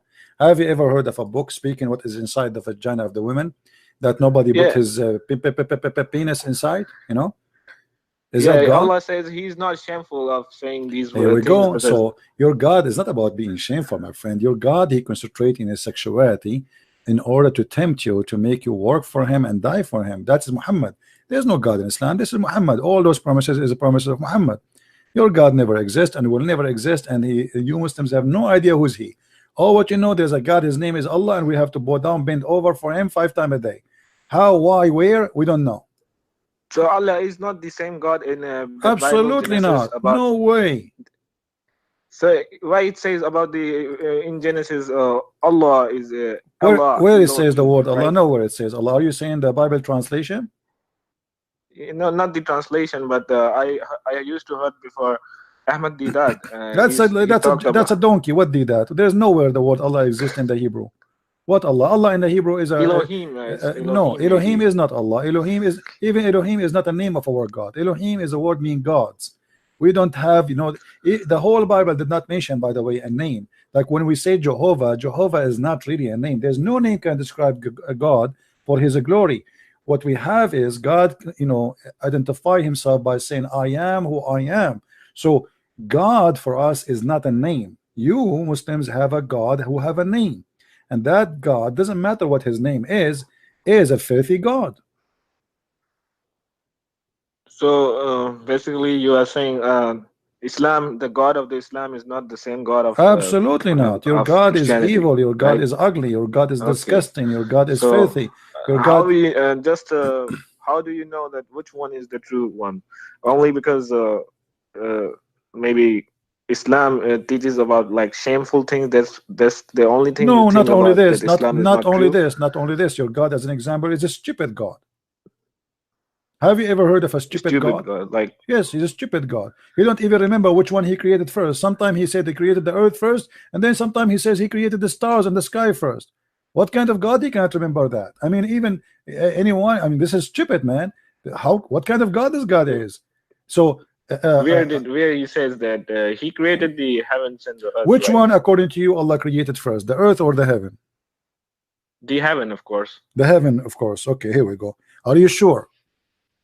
Yeah, I'm sure. Okay, here we go. If we go to this verse in chapter 41, verse number 11, verse number 9, verse number 10, 11, 12, it says it clearly that Allah, he created first the earth and everything on the earth, and then after that he went to the sky, and the sky was a smoke, and then he finished the sky and he made it 7 skies. Do you see it in front of you? I'm still not seeing. I'm still seeing that 2172 here. Okay, read with me.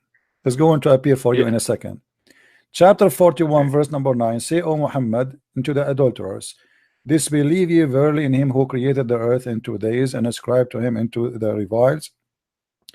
Then he continued, and he placed firm therein, firm hills rising above it, and placed the measure of therein it is sustenance 4 days. I'm not getting your voice. It's breaking. It's breaking.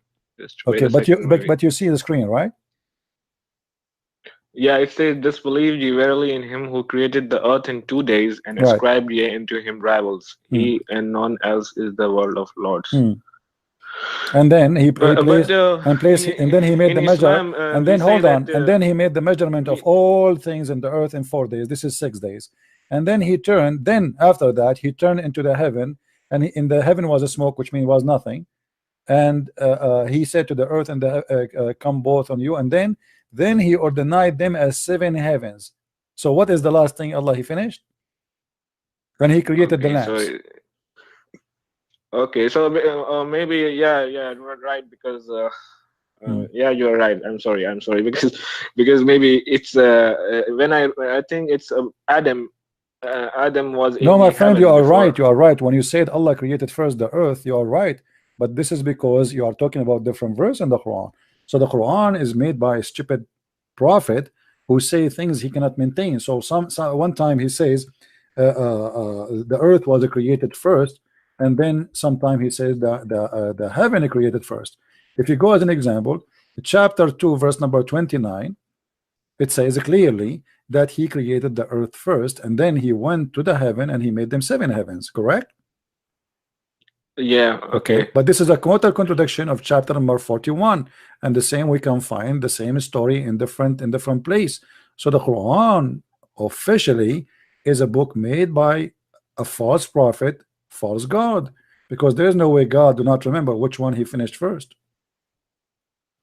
Yeah, I think yeah, there is something right. And actually in chapter 41, if you notice with me, if you calculate the numbers of the days which Allah he created the earth and the heaven together, 2 days to create the earth, right? 2 days. Yeah. Okay. And then 2 days, 2 yes. days, and then 4 days to create whatever in the top of the earth, correct? Yeah, 6 days. Yes. This is total 6 days, and now 2 days to create the heaven. The total is 8. Yeah. Yeah. But in different verses in the Quran, Allah he says he created everything in 6 days. Yeah, this is like, I think it's a fabrication maybe, or the Quran fabrication. So now the Quran is a weak Quran. Maybe, yeah, because we don't know exactly which Quran was. I agree. The Quran is a weak Quran. I mean, this is a messed up religion. Everything is weak. Are you weak, my friend? Do you take vitamin every day? What do you eat? Are you okay? Yeah, I'm okay. Come on. So what? You have a brain. Come on, don't tell me weak. This is bullshit. No. I'm sorry. I did not listen to. So my English is not good. So can you say again? What did you say? Your English is not good. Your English is better than mine. I can tell. I speak like Zakir Naik sometimes. So my friend, here we find. Okay. Yeah, Zakir Naik. Yeah. Let me. If we ask Zakir Naik what happened here, he would say, "Great print, he asked me question. Why in the world one word in the Quran it says 2 days and 4 days and 6 days, and the total will be the 8 days? The answer can we go to chapter number 41. It says in chapter number 9, verse number 15 or 15. It says the following: that either 2 days and then 4 days and then the 2 days. That is the total is 8 days. And this is the answer is very either. But that's what the Quran says, and we take it. And I say thank you very much. I think you speak like Zakir Naik so much. It's yeah. Your voice. My friend, I invite you to leave Islam. What do you say? Are you willing to leave Islam? Obviously, this is a stupid book. You are smarter than this. What do you want to say? Okay, just I would need one question, and then I would like to learn about Christianity. But before we go to Christianity, I mean, coming to Christianity will not change the fact that Islam is bad or not, right? So say I left Islam, and then you can ask me about Christianity. Yeah, I think Islam is not really good enough. So did you decide? Did you decide to leave Islam, my friend? Yeah, maybe yes. I want to look more into Christianity. I want to. No problem. More. But you say to me you left Islam. Do we agree that you left Islam? Yes. I think. I mean to that because I think. Yeah, in Islam we say if I don't trust Quran is not perfect, so I'm not a Muslim. Thank you, Mr. Ali. So. Thank you very much. So Ali, he left Islam. What is your question, my friend? We are very happy for you. You decide to leave this cult. Obviously, you are smarter than to be in such a stupid cult. That's why you decide to leave. What is your question, my friend? Thank you. My question is about like in Islam, it's if I leave Islam, in Islam it said that I should be killed. Because in Pakistan where I live here, and I've been in Saudi Arabia before. I used to live there, but now in Pakistan it says like if you leave Islam, it's like the penalty is death. Yes. So in that case, like we have in Islam, we have a taqiyya about, like, we can say You can lie. I that, know. yeah, we can lie to save our life. But so what about Christianity? Can you do that? My friend, like that? the disciple of Jesus, all of them, they were killed one by one, slaughtered one by one. All what they asked them for is to say, we don't believe in Jesus no more, and they will let them go, and they refuse. So the answer is no. Either yay, yay, or nay, nay. Now, you can make your own personal decision, but for us, it's very clear that this is sin. But we know we are sinners anyway, and I understand if you try to protect yourself. But according to Christianity, I give you the answer: absolutely not. You cannot lie. Lying is forbidden totally. There's no good lie, there's no bad lie. Lie is a lie. So lying is forbidden, and we cannot lie. As simple as that.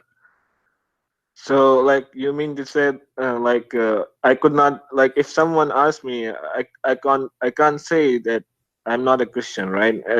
Like this. No, you cannot. Maybe. No, you cannot say you are not Christian. You cannot. No. They However, will kill me, of course. okay, well, you see, this is a decision you made by yourself. I'm giving you what the teaching of Christ is. The teaching of Christ. No, I'm not teaching because I think it's the truth. So that's why I decided to. I think Islam is not. It's not from. Yeah, God. we don't have taqiyya. We don't practice taqiyya. Jesus even he forbid us from taking an oath. Either you say yea, yea, or nay, nay, which means you say yes or no. Anything else is from the devil. So the one who lie a lot, he like to take an oath, say I swear, because why? Because he lie all day, and now he tried to prove that he is saying the truth. So he say I swear. In Christianity, no, you have to say always the truth, to the point there's no need to swear.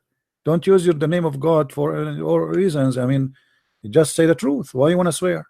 You know, you are going to say the truth anyway.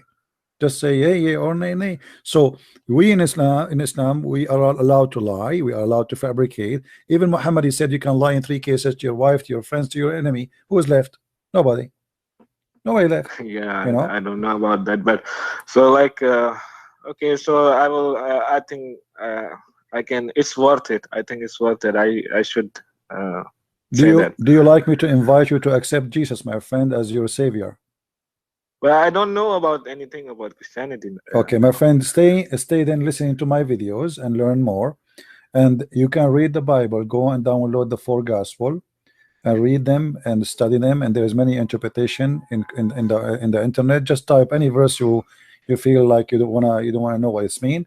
There's tons of sites give interpretation, and you can read and you can educate yourself. And if you have any question, feel free to call me. Okay, so can I how do you say? Can I ask like if I have any question, because if I read from in Pakistan, we have some problems with the websites, you know. So no problem. Even no like problem. something is like monitored. No problem. You can, yeah, when you want, you can ask me, but try always to ask me when I am live on air. I will do my best to help you, my friend. All right. Okay. Thank you so much. Thank you, my friend. Take care. I'm happy for you that you left Islam already. Thank you. Thank you. All right. Take care. All right. One person is out of Islam, and we pray that he will accept the Lord, the Messiah, very soon, and he will find his way.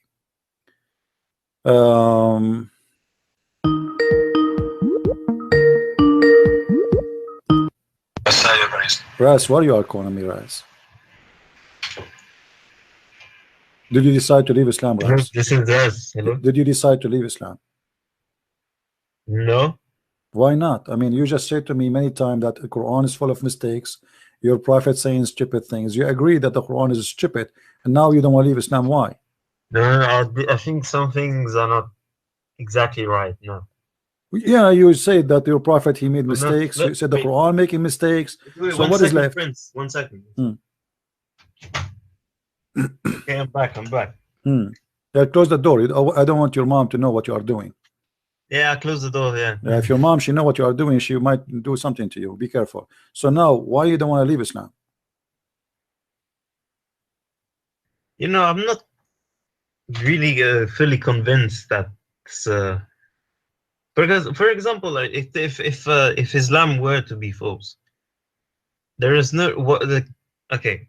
What you said about Christianity, I see that you know your stuff. Like, it's whenever you debate about it, you're correct about Christianity. But I remember one time you admitted that someone told you, for example, someone told you that there are the same stories in different Bibles have different.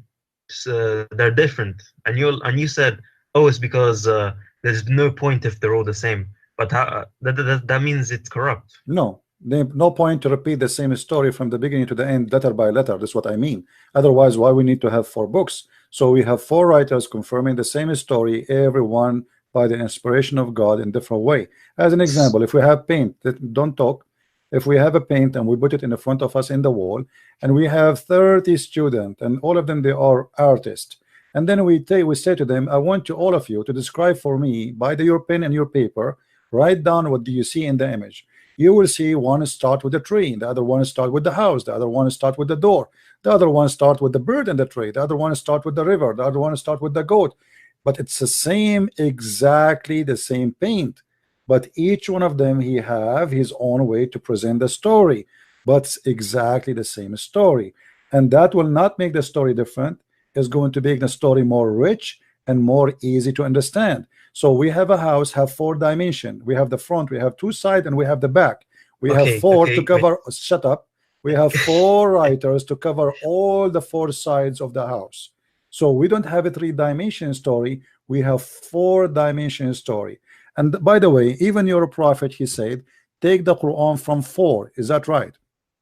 Yes. Okay. Why you did not take the Quran from 4? Or why you take it from 4?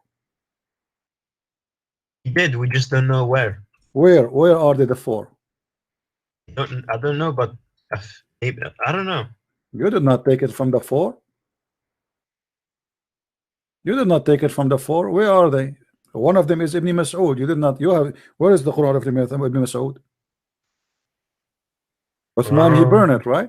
So why your prophet is trying to copy Jesus' apostle, and he said take the Quran from 4? If one of them, hey, have all the Quran, why we need 4? Okay. Listen, can I listen? Let me say this. You just said your analogy of the doors, yeah, about the stories. Okay, I get that, but you just said to the guy, Christians are not allowed to lie, whether it's for goodness or for whatever, yeah. That itself is a lie, because you're saying, oh, but yes, the story may not be true, but it's, you see, I don't like to talk to stupid. Don't call me again. Where I said you can lie in here. I mean, are you a donkey or what? It's the same story, a donkey. It's just 4 writers writing the stories in different way, not 4 stories. It is the same story. Don't be stupid. Don't call me again. I have no time for kids. No, don't call me again. That's it. Let an adult call me. Where I said this is a different story. What stupid people are. Unbelievable. If we go in the book of John, chapter 1, verse number 1, we will not see it is the same verse in the chapter of Luke.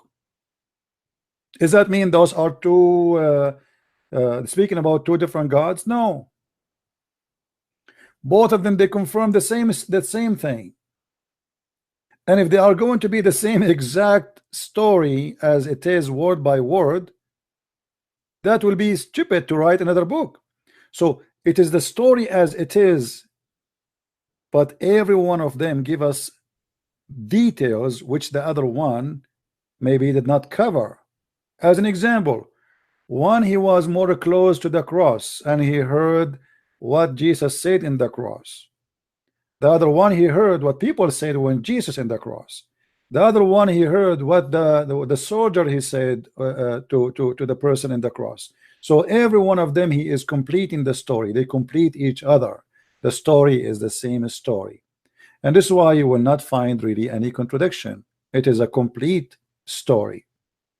So it's very naive of you to say, oh, it's not the same story. That means it's a lie. It's the same story.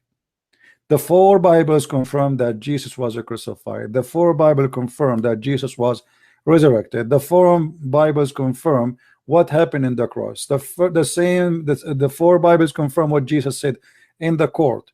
All of them. But they don't have to write word by word. Otherwise, that will be a stupid story to tell, to write it 4 times repeatedly. If we go right now and we bring 4 witnesses who saw, let us say, a crime, 4 of them, they saw the same crime, but when they write their, let us say, witnessing paper, everyone he will write in his own way, but all of them, they repeat the same story because this is what they saw. But it's not going to be identical. Otherwise, people are a machine. If we are a machine, then we print the same story, we say the same words, and we say exactly like each other. People, they come to your house. One he say hello, the other one he say hi, but both they say the same word. So if I write he said hi, and you write he say hello, it is the same. It is hello and hi. If somebody says a person he came to my house and then he went and he took drink some water, another person reporting the same story, he said he come to my house and he sat in the couch, but doesn't mean that he did not drink water too. So he sit in the couch and then he drink water, or it might be the opposite. He drink water first or he sit in the couch. So depend in the story what the story is, but the 4 they give us more details of the story, confirming each other, not contradicting each other. And this is why we are blessed with having 4 Bibles, not 1, for we can understand better. Actually, even Muhammad, he said that he asked Allah to send the Quran in 7 letters. Why? Because according to Muhammad, Muslims are stupid and they cannot understand the Quran if it is written in 1 Quran. 7. As you see here, Muhammad, he keep asking the angel to ask Allah to send more Quran, and the reason he says my people are not capable of doing it. If the Quran written in the same way, why it is 7? 1 Quran is enough. So now what you will say is different story, or you will say it's just different way of writing the story. Muslims are naive and they have no idea what they are talking about. In the same time here we see that Muhammad is making poo-poo. Why the Arab, who they are his people who live, he live in a small town, it's called Mecca, they speak 1 dialect. So why he need the Quran to be in 7 dialect? And if the Quran is not capable to understood in 1 dialect, how the Muslim today they will understand the Quran which is written in 1 dialect?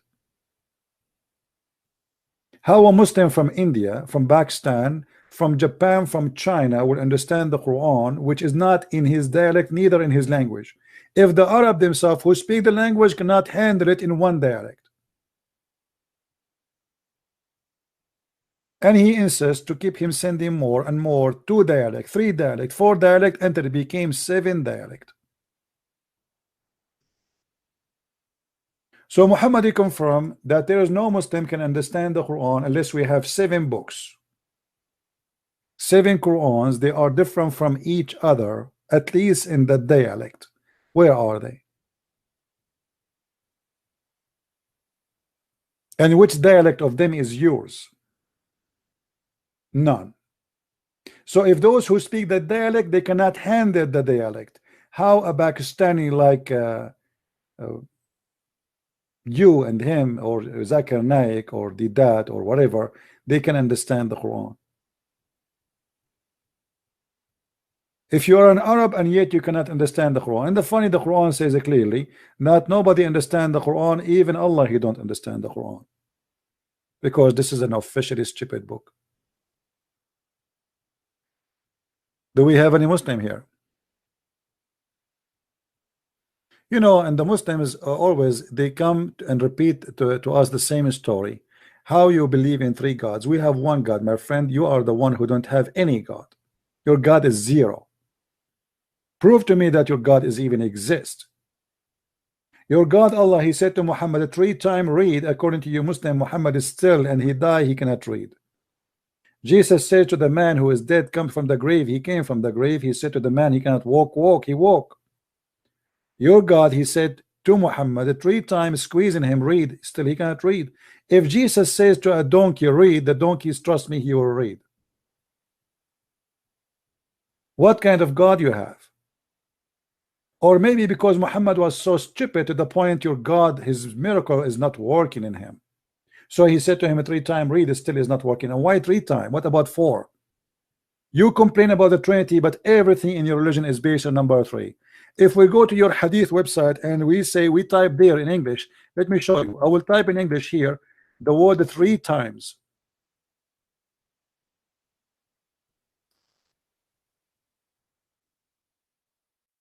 Three times.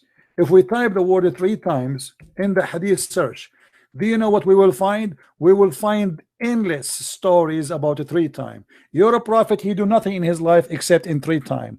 Even when he drink water, he have to sniff the water 3 times. Even when he do ablution, he have to clean his hands, his nose, his hands, his feet 3 times.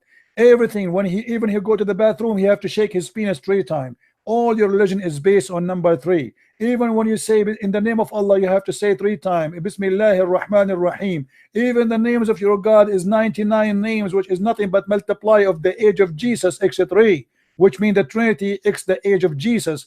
33 years and old, the Father, the Son, the Holy Spirit, 99.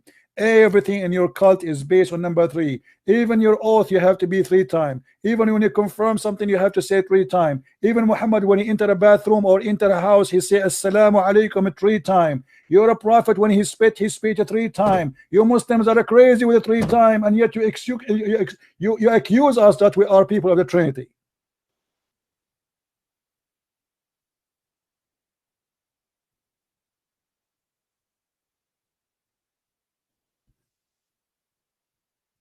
Have you ever heard stupid religion more than this? Mary, she fasts, she will not talk for 3 days. Zechariah, Allah make him mute for 3 days. If you divorce your wife, she cannot get married until if you divorce her 3 times, she cannot get back to you anymore. I mean, everything in your religion based on 3 times. Your God, Jibreel, Muhammad, 3. This is the Trinity of Islam. What do you have?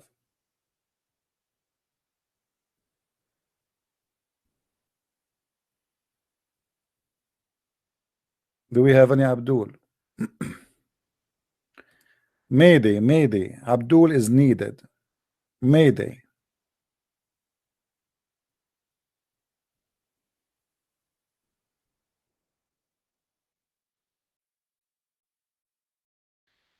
All right.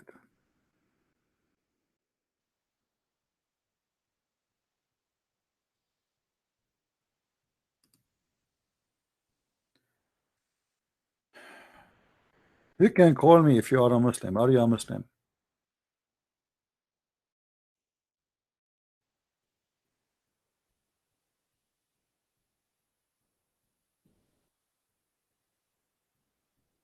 Please don't call me unless you are a Muslim. At least for now. Or maybe an ex-Muslim. You want to tell us your story.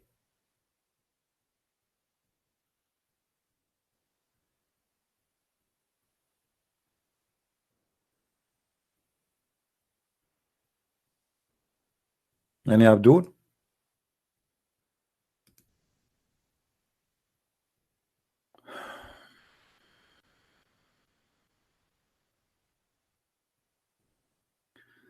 My friend, those who like to translate my videos in any language, feel free to do so.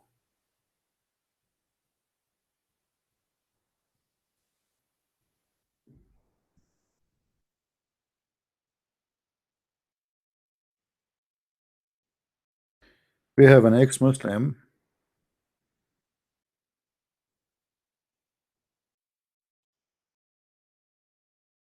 Maybe he would like to share his story.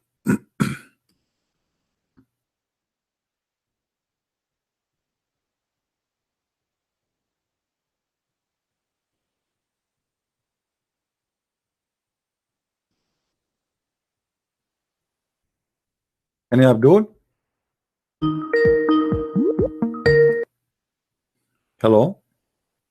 Assalamu alaikum, Christian Prince. Wa alaikum assalam, my friend. You are live on air. People, they hear you. So you were an ex-Muslim, right? I was. I mean, you are an ex-Muslim. I was an ex-Muslim. Oh, okay. So now what happened? Tell us, my friend. What happened? Why you left It's a Islam? long story, Christian Prince. You can make it It's, short if you want. I grew up in two different religion parents, actually. And it's my mom was Christian Protestant, and my dad is a Sunni Muslim. But I never studied Bible in my life before, because I grew up in it's an Islamic country where the Bible is forbidden, and my mom had no choice to marry my dad, because that's the only way Muslim men trick into into Muslim. So it was a painful journey. At the age of 9, I had to learn Quran and Hadith and Sirah Rasulullah, Muhammad Rasulullah, and stuff. And I went to madrasa to study Islam. But it's so painful journey. I understand. But what make you decide to leave the cult of Islam?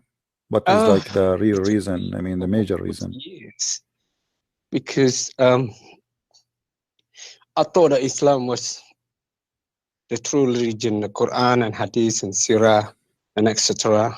And I did believe that Muhammad was the final messenger, Khatan Nabi.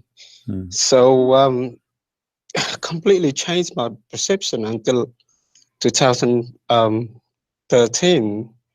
2013, my mom passed away, and I had to come back home to pay last last respect to my mom.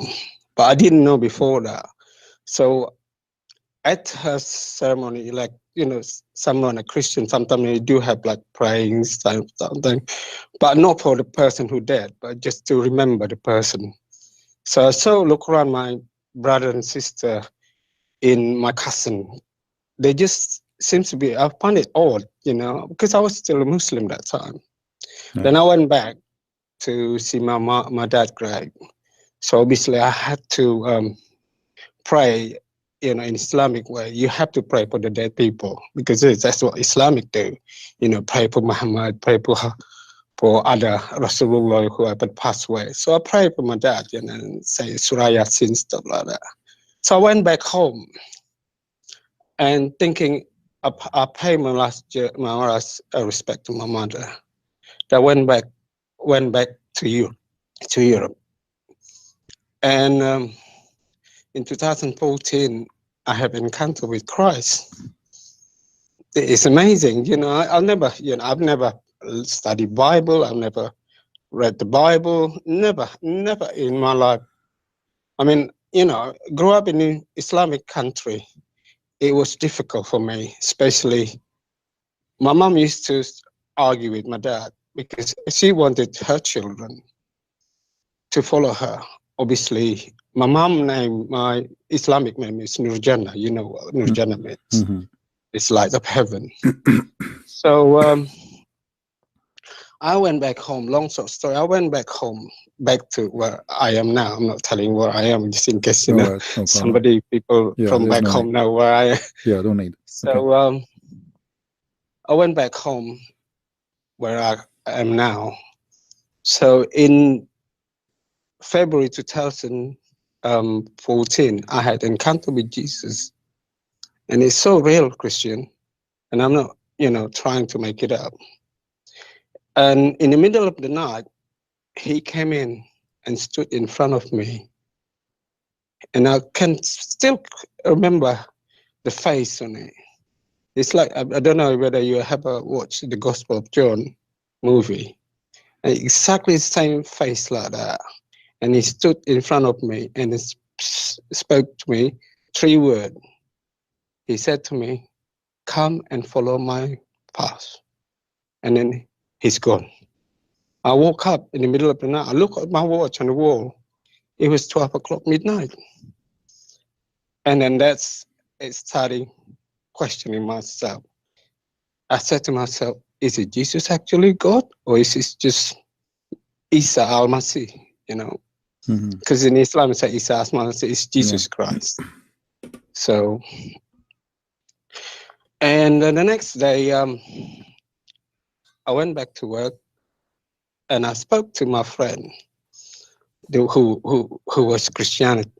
I said to her, "Is it true that Jesus Christ is God?" "Yeah, what happened? Tell me about it." I said, "Well, I have a dream, something. Jesus appearing to me, but I thought Jesus is only like Salam, just a prophet." And he said, no, Jesus is God." "Are you sure?" Yeah. "If you don't believe me, I'll give you Bible." I thought to myself, Bible, I'm not touching this Bible because Bible corrupt. Islam told me the Bible corrupted. So she invited me to come to the church. I said, "Well, I'm not sure coming to church days." And the following days, I felt really, really uncomfortable. I think the Holy Spirit telling me, "You don't believe that Jesus is God. I can prove you." So I felt that night I was uncomfortable. And I questioned myself. I said, "Jesus, if you really real, I can't sleep real well tonight. I'm restless. I don't know whether I believe you God or not, but I want to know if you are really God and you love me as a son, please comfort me." Then I went to sleep. The next morning, I felt comfort. But in my sleeping, I felt like someone is like father cuddling me. And I felt comfort. And I said, "Yes, my answer been, my question been answered by you. Thank you, Lord. Thank you, Jesus." But I wasn't sure because I want to know by myself where it says in the Bible, "Come and follow me." So I went to church, follow with my friend, First time I come into church, am I gonna doing the right thing or no? Am I not? But the Holy Spirit said, "Come on, just enjoy it. You don't know what's gonna happen, but just go it." But I felt so comfort. The Holy Spirit said, "Just go to the church." And then my friend gave me a Bible, and my friend told me, "Read from Genesis right to Revelation." So I tried to read Genesis, but just randomly, and go to Gospel as well, the New Testament. But I still not comfort, which actually I wanted to know what he says about that one. So I still go to church, went to church, and still I have a question myself. And I asked God, "Jesus, if you are real, again, this is a third question I want to know, because I'm not comfort this one. Can you tell me what is in the Bible?" So 6 months after that, I kept coming back to church, in and out. And in February 2015, I had another dream. I never, knowing which Bible, but in the dream, I read Isaiah, but I've never opened it. The Isaiah, the whole chapter. I just flick over, and in there, I read it, but I wasn't sure which Isaiah. So I opened my Bible. I look in the Old Testament. It says quite clearly. And when I read the Isaiah 43, verse 10, and my world came apart. Because how on earth, if you are normal human being, knowing that the Bible is 66 books, and God chose me to find that one verse that He asked me.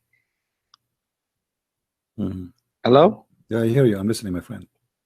All right. Yeah, and then my word, Power Park Christian friends. And the reason that I was still a Muslim, because I believe that time Islam was true. And even I said to my wife, I will never go back. I will never go to Christianity, because That's not right, because I've been told Islam was true. And even so, I married with my wife. I said, you know, I can marry a Christian, but I will never be a Christian. I wanted my children to be a Muslim, all of them, because I believe that Islam was true. And she said, this is what bugging me before I had encounter with Christ. My wife said, you know, if you're not going to follow me, what's going to happen? You end up being like your dad or your mom, because we cannot be together, because either one way or the other. And I said to myself, this is question, big question. I even consulted my friend who is devout Muslim. All he said, I just praying and just showing that you're a good Muslim, stuff like that. It doesn't work, you know. But I wanted, you know, God to open her heart to come to Islam. But he said that's the best thing you can do.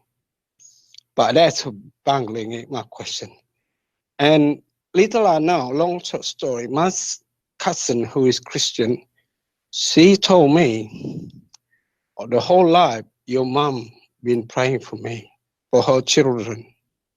But praise the Lord, alhamdulillah, all of her children now Christian. She been praying, she suffer all her life. Because even my dad, when she married my mom, all his inheritance, because he married a Muslim, Christian, they classify him as a kafir. Right. So all his inheritance from his dad, his uncle is Abdullah. His uncle took all his inheritance. He didn't have anything. But I wish I had the last word to say. Why don't you convert to Christianity? But I didn't know. I was little. I was 13 years old when he passed away.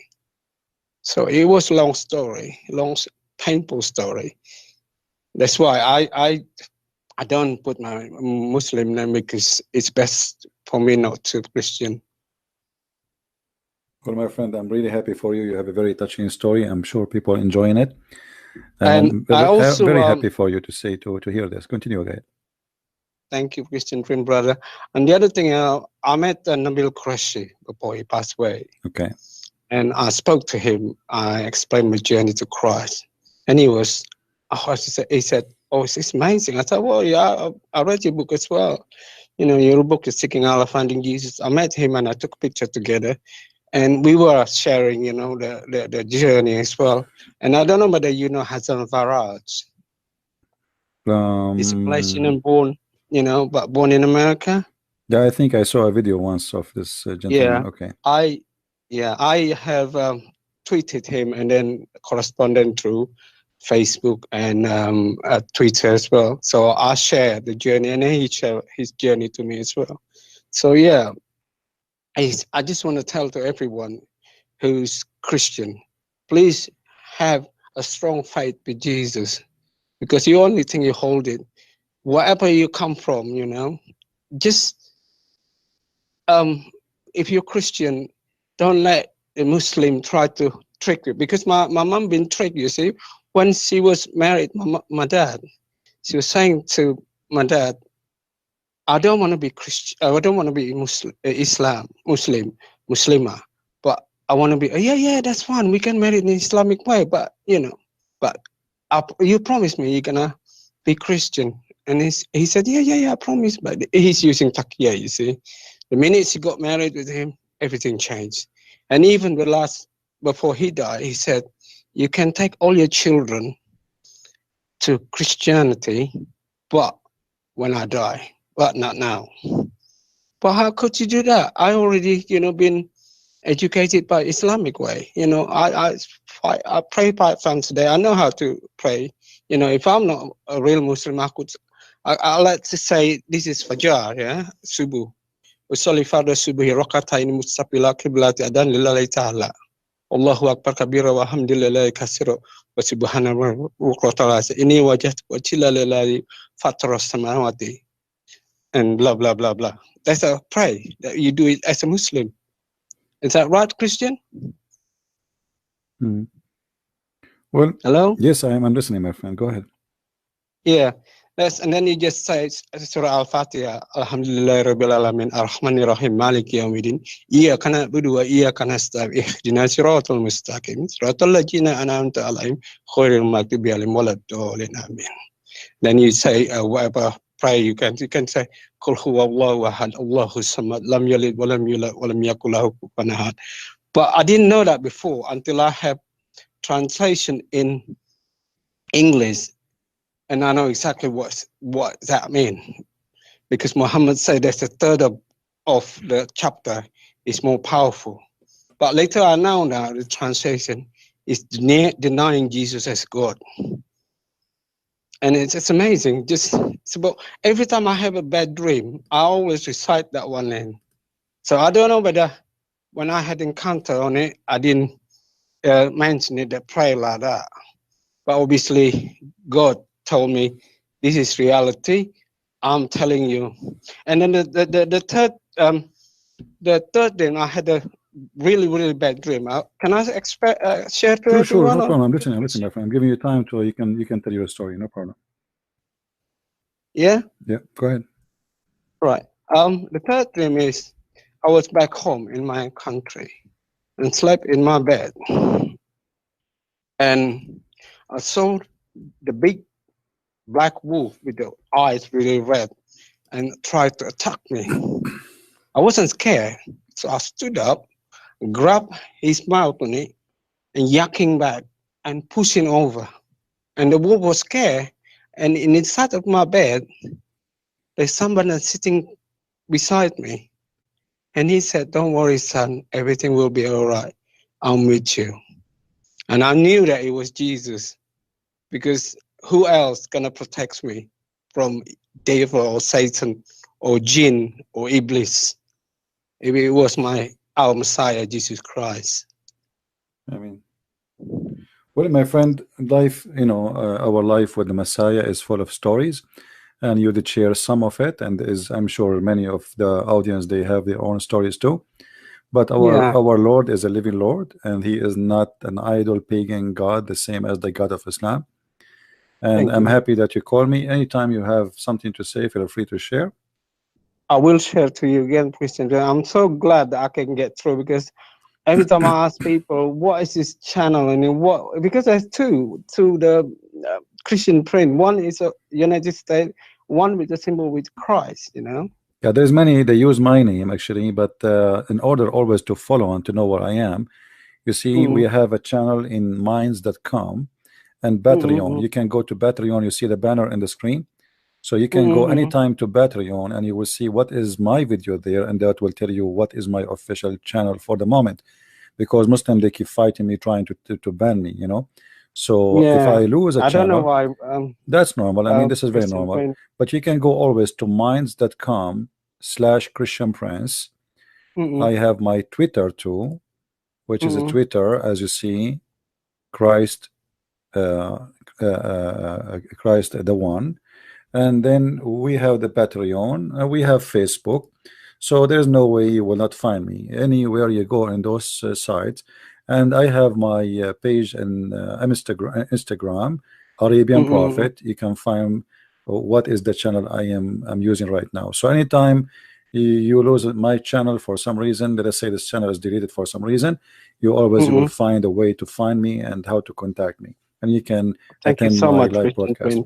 You're my brother in Christ. You open so many Muslims to know. I didn't know before Muhammad about his, because when I have been told as a Muslim, young Muslim, when I was little, Muhammad was a warrior, etc., and I didn't know that. So many things contradiction. No, I've learned from you.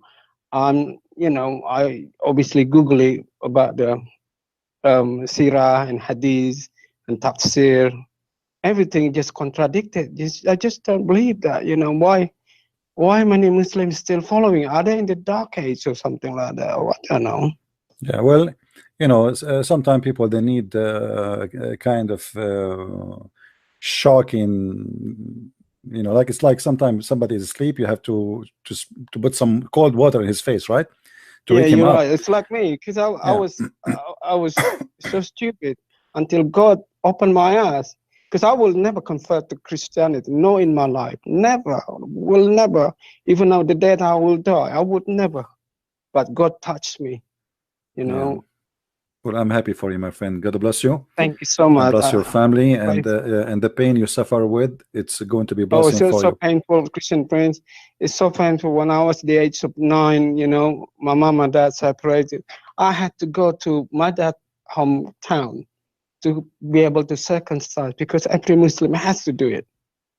You know, I had to go there and pray with my mom and dad, because arguing with Christianity and Islam, because my mom wasn't allowed to take the children, not alone to enter the church, not alone to read the Bible.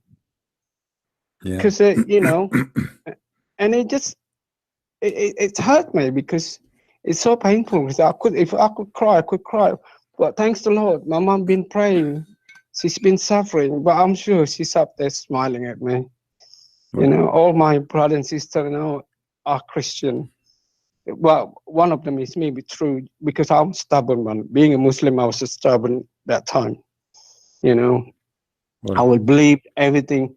Imam or sheikhs or ustad, whatever, it's just different. You know. Well, I'm glad for you, my friend, and I want to say thank you for calling me. Feel free to call me anytime you wish to say something or have a question. Thank you so much, Christian, for listening to my testimony. No problem. And all tell your friends to call me if they have anything to share too, and we would like to help everybody. Thank you. I will do, Christian friend. Thank you so much. God bless you. Take care. Bye-bye. Bye-bye. You know, I noticed a Muslim, he was saying that you Christian, you worship God who go to the bathroom. First of all, I want you to show me where it says that God, he go to the bathroom. However, as long as you are talking about the bathroom, I never heard of a God he speak to his prophet when he is going to the bathroom, except in Islam. You want to talk about the bathroom, my friend? You show me where my God he go to the bathroom, and I will show you that your God is the one who go to the bathroom. If we go to the book of Tafsir,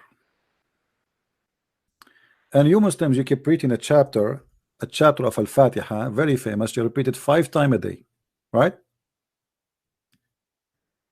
And we go to the book of Asbab al-Nuzul, which means the book of the reason for the chapter to come down. You will find that Muhammad, he received this prayer when he was doing poo-poo. The Muslim, they try to deny it, try to fight it, but it doesn't work. And there is a funny story here. Not only your God, he decided to speak to his prophet when he is doing poo-poo. Each time your prophet, he hear the voice of his God angel, supposedly, your prophet, he run and the panty is between his legs. Read with me carefully, please. Whenever the messenger of Allah bless him and give him peace, whenever he went out, which means to do poo-poo, baraza, used to hear someone calling him, oh Muhammad, and whenever he heard this, he used to flee. Let me show you in the screen so you will not say I am making things up, my friend. Do you really believe in such a garbage? That God, he cannot wait until his messenger finish his poo-poo and he decide to give him the most important chapter in the Quran when he is doing poo-poo?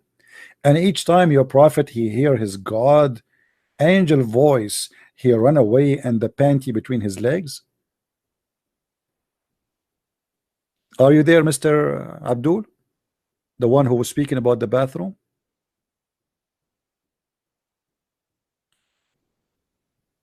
Muhammad, he is home all day long, but yet the angel of Allah will not speak to him until he want to go and do poo-poo. Why? He want to give him the chapter of Al-Fatiha. The chapter of Al-Fatiha cannot be delivered unless Muhammad doing poo-poo. Are you there, Abdul, the one who speak about the bathroom?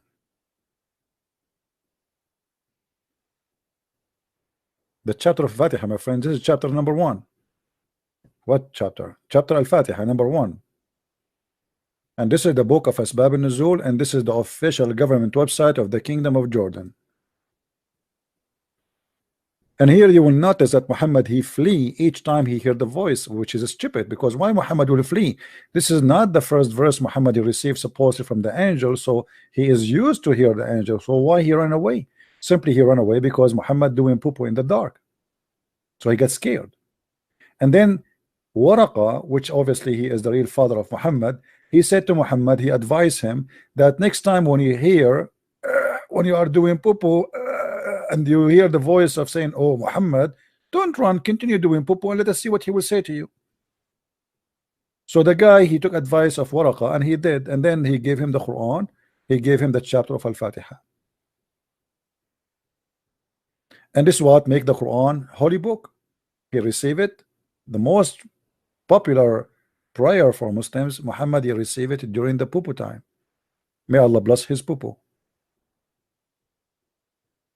Are you there, Mr. Bathroom? And don't talk about the bathroom, by the way, because your prophet is the one who said, if you enter the bathroom without saying certain prayer, shaitan, he play with your anus. And I challenge you to take a video camera with you and don't say the prayer and tape for us shaitan playing with your anus inside the bathroom. And you can use x-ray if you want. I mean, how in the world you Muslim believe in such a garbage? Do you really feel something in your anus if you don't say that prayer? How many of you enter the bathroom, he never said that prayer? Do you really, shaitan, he play with your anus when you go in the bathroom? That's why I say every Muslim must be a gay. Because here we go. I mean, there's no way.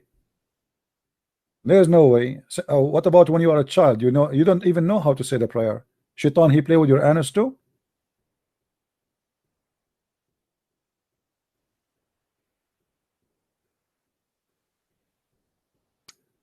Georgian, Christiana creating false. I don't know, talking to who? Do we have any Muslim here? You have some intelligence when I speak to us. Anyone?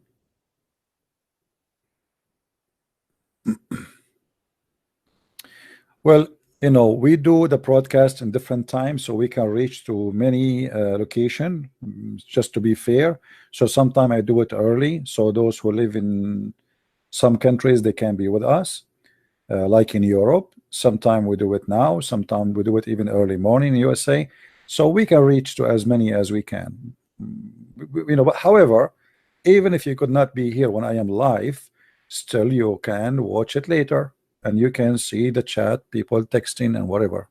All right. CB will debate Shabir Ali. For sure I will never debate Shabir Ali, because Shabir Ali, he did not finish his PhD until now. A bunch of potatoes. All in it, they will never debate me, because they knew that this will be a very big problem for them if they do.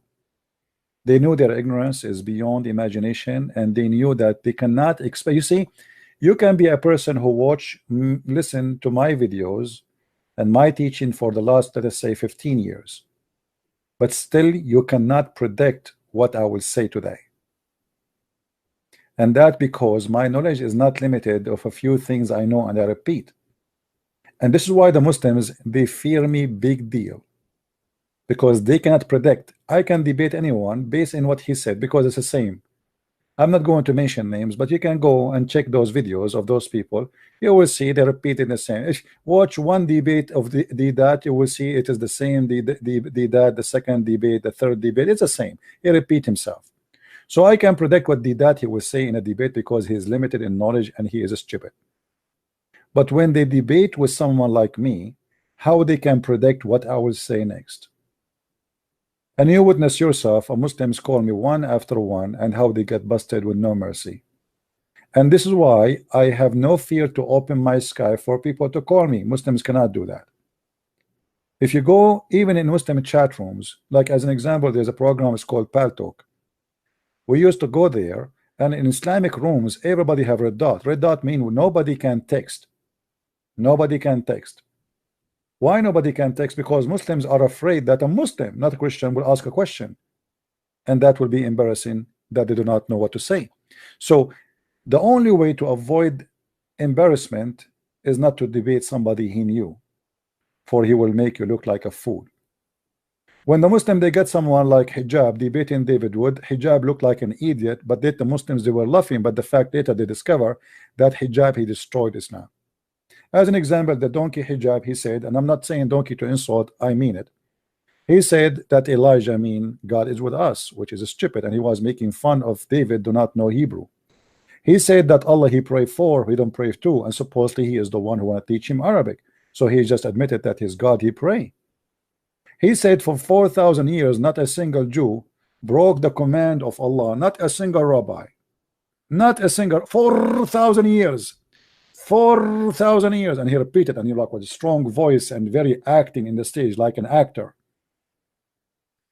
But by saying that, he destroyed the Quran, because the Quran says that the Jews they worship a man, his name is Uzair, and Uzair is the son of Allah. So how you say for 4,000 years not a single Jew broke the command of Allah and worship other than one God, when your Quran in chapter 9 verse number 30 and verse number 31 confirm not only they worship Jesus, the Christian they worship as a son of God, the Jews they worship a person, his name is Uzair, which we cannot find in the Torah, that he is the son of Allah. And then in the verse number 31 it says clearly that even they took their priest and their rabbi as gods beside God. For 4,000 years, not a single rabbi broke he was instructed clearly to worship one God. 4,000 years, and the Muslim they were so happy, like, hey. They do not know that this donkey he just got his prophet busted. So Islam is a joke, and we here to expose it. And the more the Muslim they speak, they do poo-poo like their prophet. I cannot find a Muslim don't do poo-poo. However, they are in competition between the poo-poo of Muhammad and their own poo-poo. Which one is bigger? But I believe that still until now, the bigger person who make poo-poo in history of Islam is Muhammad, and no Muslim can defeat Muhammad in his poo-poo. His poo-poo is big and it's so beautiful and have many colors and it smells so good. Actually, I can show you a hadith where it says that when the Prophet of Allah he do poo-poo, the earth open wide and swallow the poo-poo of the Prophet immediately, and smell come out say good. Is that true, Muslims, or I'm making things up? Muslims, is that true? That your Prophet when he do poo-poo, the earth is swallow his poo-poo immediately and like yummy. Is that true? And then the smell came so wonderful from the poo-poo of the Prophet, or what is left of it in the like from the, you know, is that correct?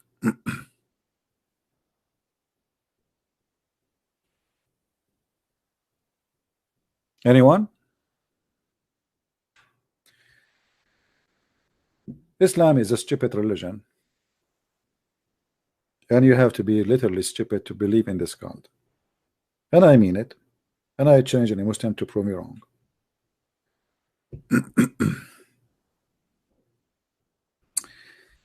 Each time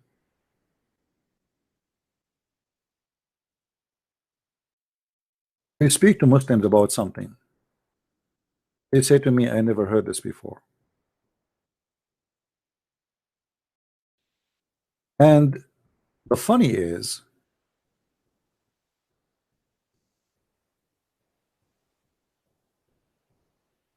I am a Christian and they are the one who do not know.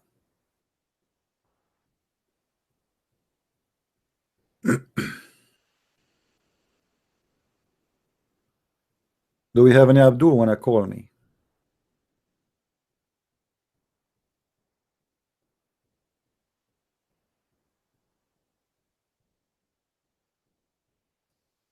Anyone?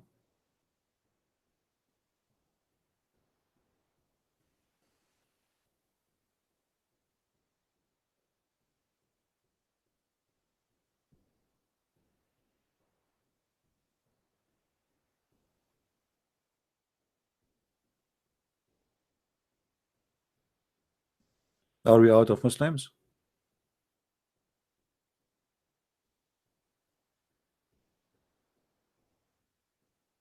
All right, guys, don't forget to subscribe if you enjoy our channel.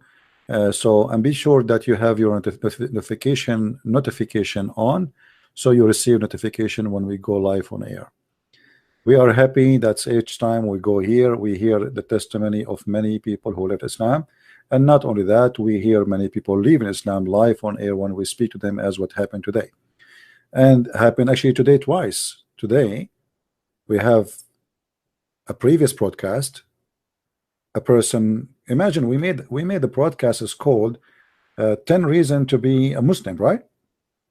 And then we end with Muslims leaving Islam in the broadcast. That's wonderful. So we are talking about reason to be a Muslim, and those reasons made Muslims leave Islam. That's wonderful. How wonderful that is.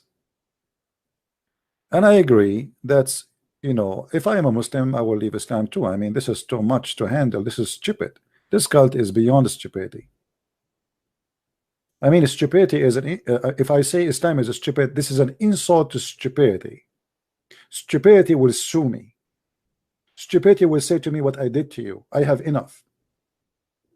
Don't attach Islam to me. This is beyond stupidity.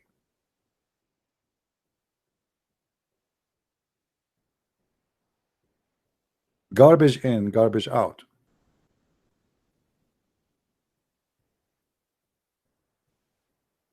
You have to be literally stupid to believe in a flying carpet, to believe in a king who have a chicken army, have a genie army, a prophet who lost his kingdom because when he went to the bathroom, a shaitan, he came in his image and he took his ring.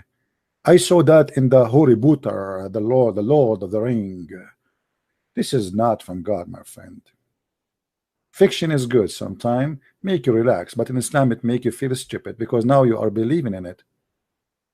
I don't mind to watch fiction movie, but I don't agree with believing in stupidity. Can you cover the explain Allah prayer on Muhammad? We made many videos about it, my friend. Just watch my previous videos, so we will not repeat ourselves about this issue. It became boring about Allah pray. I mean, Allah pray, we don't pray. Obviously Allah is praying to no one. Why? Because Allah does not exist. This is Muhammad saying things to worship himself. Allah, he never pray. Allah does not even exist to pray. You see, when we say to the Muslim the Quran says so, doesn't mean we believe that Allah he pray. We believe Allah never said anything, for he does not exist. This is Muhammad. He is trying to make people worship him, and he make himself the center of the earth. The same as when Muhammad, if you remember, when Muhammad he have a fight with his wives, suddenly Muhammad he involved all the universe in the fight between him and his wives. Two women, they are in the size of 5 foot. Muhammad he need his God and the believers and the angels to take side with him against them. I mean, how stupid that is. You see, now the Muslims are fighting with Israel, but the Muslims, they do not have support as Muhammad's support when he had a fight with two women. They are 5 foot tall.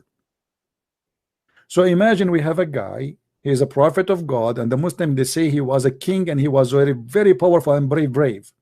He is brave to the point he is terrified in the front of two women. They are 5 foot tall, to the point he said to them, if you don't repent and if you back up each other, truly Allah is his protector. What the heck? And not only Allah, hold on, Jibril is coming, and not only Jibril, and every righteous ISIS, Abdul, Al-Qaeda, Al-Ansar, Hizb ut-Tahrir, every Muslim terrorist in the world, he will stand with Muhammad against his two wives. And not only that, furthermore, all the angels. Who is left in this fight? A guy is fighting with two women. Two women, they are his wives. He need all this army to back him up. Are you going to World War III? Two women. Who in the world want to believe that this is from God? I am fighting with my two wives. What Allah have to do with this fight? And Jibreel, and every believer, and furthermore all the angels, and Trump, and Putin, and Monica Lewinsky, and her underwear is coming too in the way. Just wait. I mean, what is that?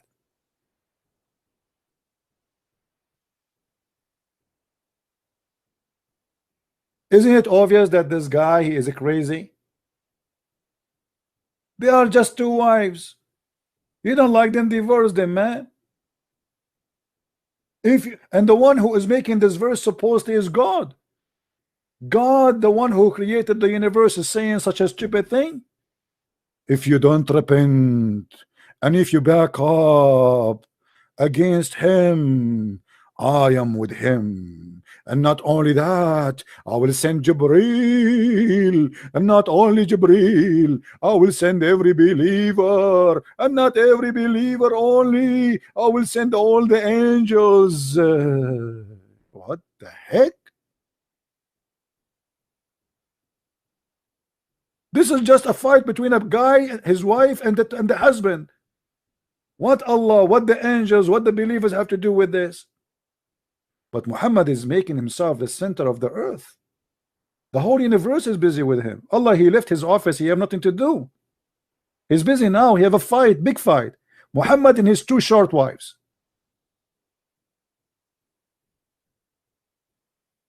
Isn't it obvious that this is a true story and this is a true God? You have to be mentally ill to believe in such a garbage, my friend. Imagine I claim that I am a prophet and I come to you here and I will tell you what my wives did to me, and I say, just now Allah told me that if they don't repent, Allah will take my side. And not only that, Jibreel with the 600 wings. And by the way, not to forget to mention that the Muslims, when they speak about the prophet, they love to use echo. In the old days, when the Muslims, they start joining a chat room and they start having internet in their houses, they are number one who buy echo programs. So Muslim, when he go speak about Allah, he says, in the name of Allah, Rahman, Rahim. The prophet, he have a fight with his wives. And they are very powerful, aggressive wives. They have their asses so big, to the point if they sit in the top of you, they'll destroy you. So Allah, he sent the message to the prophet said, I am with you. You are not in the fight alone, because he will not leave you alone. I am with you, and I will fight with you, and I will send the angel Jibreel with you, and every single believer will take his sword, fight beside you. And furthermore, more. All the angels are coming to help you. So don't fear your two short wives. I mean, this is a very touching story. And the reason they use echo, because they believe that will make their God word holy. It's like a bathroom issue. This is why I say you have to be a certified donkey to believe in such a garbage.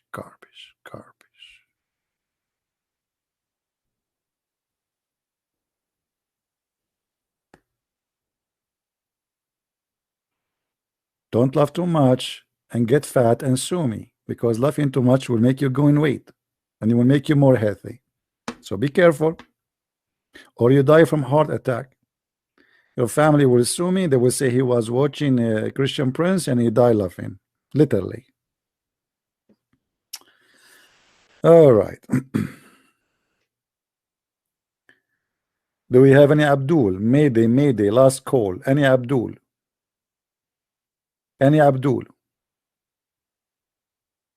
Hello? Any Abdul in the bushes? You like that echo? Imagine you have a husband, he speak to you in such a way, you will commit suicide second day. You know, he will say to you, my wife, do you have any food? You will say to him, get lost, and get out of my house. Otherwise, I'm going to spank you and throw you from the window. And your mother-in-law, she will say to you, you make us sick. You are really stupid idiot. And by the way, the prophet, he always say Assalamu alaikum 3 times, which is proving to us that he love echo.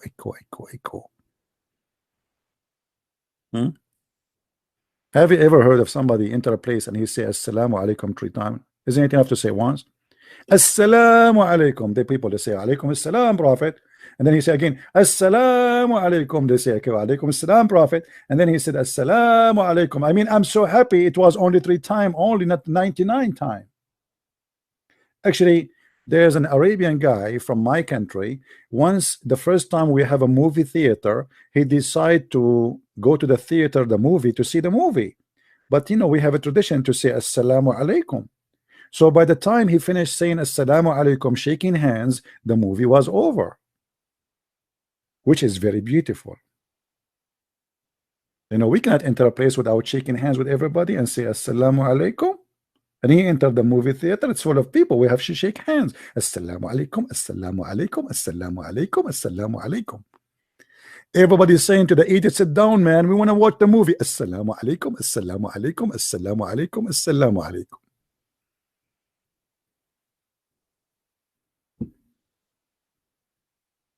Any Abdul?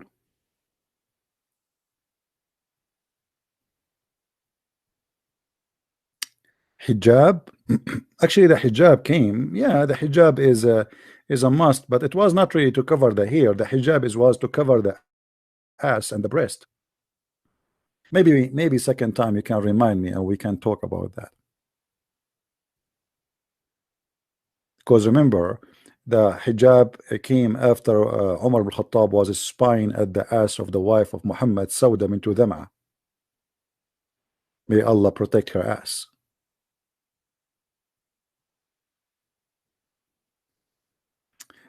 Anyway, endless questions bring endless answers, and we cannot answer it all in one time. I hope that next time we will have more Muslims calling and more Muslims will leave Islam. I'm happy to see more and more people leaving Islam. Supposedly, by the way, there is a gentleman, his name, the apostate prophet. I do not know really the person, but I saw his videos. He contacted me and he said he want to do it in like he invited me to be in his like interview. But I'm not sure. I think it's going to be in the 7th this month, so in 4 days from now maybe. So if he confirm it, that's mean we will be doing that with him, just to let you know. And anyway, we welcome everybody to join us and everybody to be part of our mission and what we do. Shabir Ali will call me in 10 minutes. My friend, Shabir Ali will never call me in 10 centuries. You want to bet? Not 10 minutes, not 10 years, not even 10 centuries. The Muslims cannot find me. They say, what is a Christian Prince? Want to call him? What is he? We challenge him to debate us. It's very funny. I mean, I'm here and I am here almost like how many hours a day I'm here live? There's nobody actually do what I do. People, they do like once a week or etc. You know, I am here like in the same day. I do 2 podcasts sometime, or even sometime 3 times, and not for 5 minutes or 20 minutes. I do it for hours. Like how many hours now we are here? How many hours? So yet they cannot find me and they cannot call me.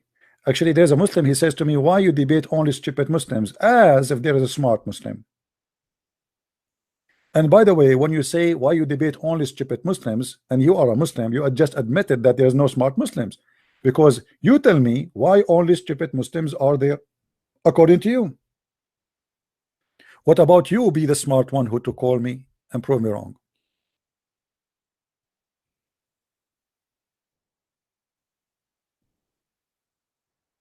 Yeah, but sometimes we stay even for 8 hours. Sometimes we stay until YouTube shut down, because YouTube give us a maximum of 8 hours. You know, you see, it is the Muslim fault. I used to debate Muslims like since the internet started. I started exposing Islam in the internet. And then the internet getting more advanced, and then we have a program called Hear Me, which is like a voice chat, but for sure not like now. I mean, it was very basic, but at least we can talk. And then the Muslim, they challenged me to go to a program called Paltalk, and I went to Paltalk, and the Muslim, they were so sorry to invite me there. And then the Muslim, they challenged me, you know, to make books. They said to me, if you are a scholar, why you don't have books? So I said, okay, let me do books. And the Muslim, they get so upset later for having books. And then the Muslim, they posted videos on YouTube supposedly to fight me, to expose me. And then he said to me, if you are a man, answer them. So I said, okay. Well, the Muslims look like they are again answering me, asking me to do something on YouTube. So I went to YouTube, and since then the Muslims are so upset because I came to YouTube. So it looked like everything I do is by the help and the invitation and the inspiration of the Muslims.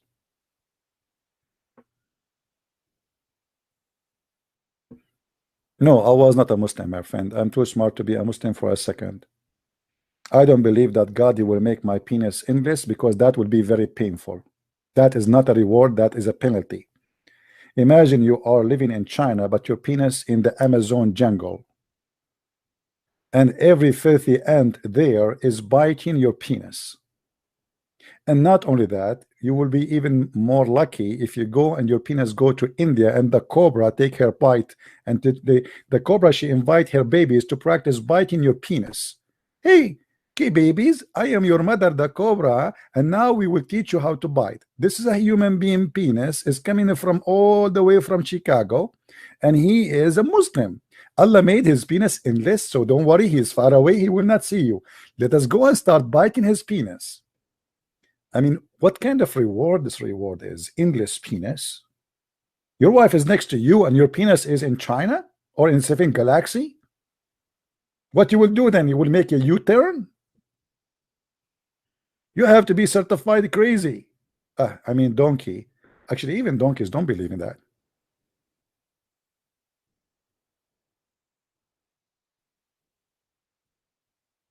And Muhammad, to cover his madness, because he said endless penis, he said, okay, and the vagina fit for that. What the heck? What do you mean the vagina fit for that? Yeah, because if the penis is endless, we have to make a vagina fit for that. But let me explain to you how stupid the idea is. You know, I'm very good in art, right? You know me, I'm an artist. I mean, what I can do. Art is I cannot resist being an artist. So this is Abdul. This is brother Abdul. Excuse me, I'm not speaking dirty, I'm speaking religion now, even though the topic is dirty. So this is Abdul, and now Allah, he is making to make his penis endless. Now Muhammad, he want to cover this lie, so he decided to make an endless vagina. But in order to make the vagina endless, you have to make endless women too.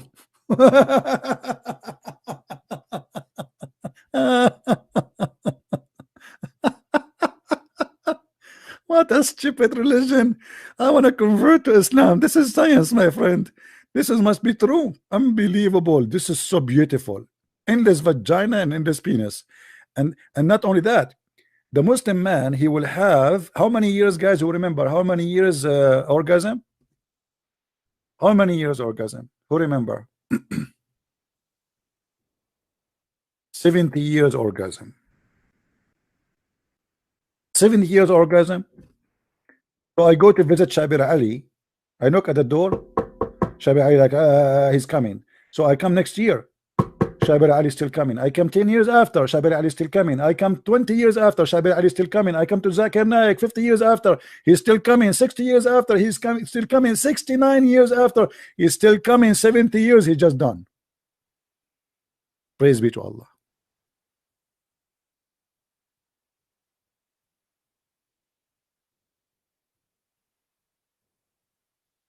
This is a religion. 70 years orgasm. I mean,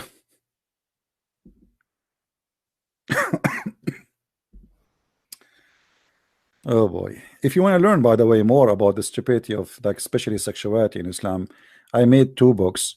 Those are the newest ones. Variant number 1 and variant number 2, they are called Sex and Allah. Sex and Allah. You can read them. You can get them from Amazon, and you can there's tons of stories about this stupid madness of Islam. The more you know about this crazy stupid cult, the more you get disgusted, and the more maybe you will laugh in the same time. But in the same time, you find Muslims are so proud. I'm so proud to be a Muslim. Alhamdulillah, Alhamdulillah. Islam is a religion make you proud as long you know nothing about it. The second you know, the second you notice how stupid Islam is. Yeah, I have a total of 4 books, but they are translated in many languages too, and we are trying to translate to more and more languages. So you can go to Amazon, depending on your country. Amazon Germany is Amazon DE, etc. You can type Christian Prince and you will see what they have there. Don't you do this in Arabic? No, I don't do this in Arabic, because in Arabic we have many great Christians who they are doing great job speaking in TV, preaching to the Muslims, exposing Islam. So really they don't need me. I felt that I have a duty to speak to those people who don't have access to the Arabic language. Because you notice the Muslims, just because you don't speak Arabic, they say to you, they make fun of you. If you notice that when this kid Hijab making mockery of David Wood because he don't speak Arabic, but he cannot do that with me, he will be humiliated immediately.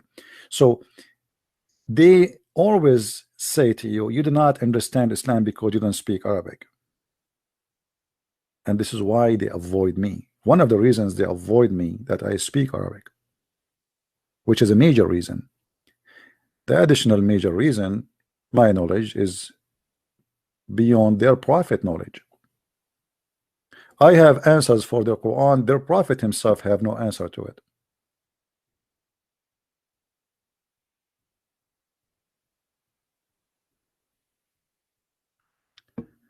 Do we have any Abdul?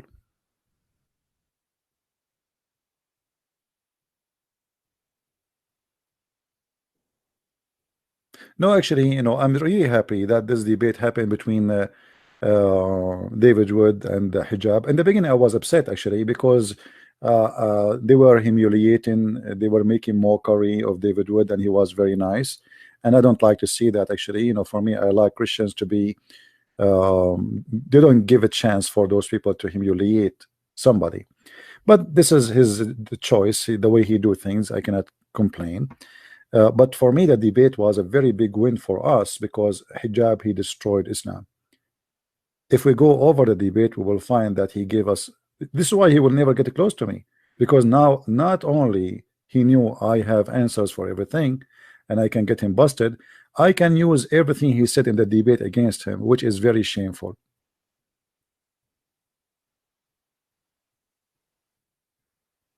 You know what I mean? And now he spent like tons of videos trying to say he did not say Allah pray, but no, he said that. He said this is why the translator, he said he pray, he says for him, not on him. But he confirmed what David Wood he said. He said the translator said he prayed for him, not on him. He did not say on him.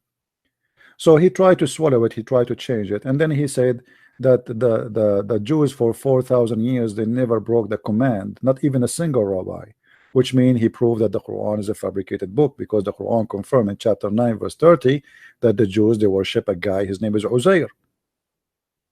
And he made tons of mistakes and tons of actually it's not a mistake, it's a kind of stupidity. It's a stupid what he said, and this is why now he have to make tons of videos trying to cover his madness. Now, do we have any Muslim want to give us a call to give us something good about the Prophet of Allah? I don't want to talk about anything not good. Anyone?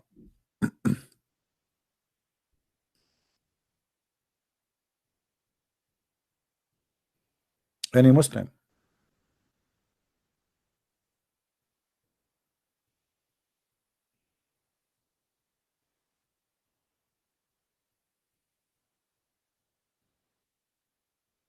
Any Muslim would like to call me?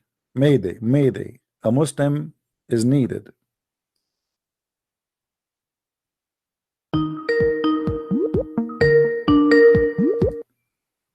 Hello? Hello, CP. Yes, my friend. How are you? Right. I'm not Abdul, but I've got a question for you. But you used to be Abdul before, right? You left Islam. Yes. Okay. Right. Yeah. Okay. Right, How would feel that to be Abdul no more? It's pathetic being Abdul, trust me. Okay. Right. My question is about Quran 68 verse 13. Okay. If you can just explain that and tell us the background story about it. Maybe we should talk about this verse to give it more time. You know, like it will take some time to talk about this, because this chapter here is kind of complicated, because it's not only one chapter, it's not one story. There's many stories connected to this. But if we go to the chapter of 68, verse number 13, we will find the following, just to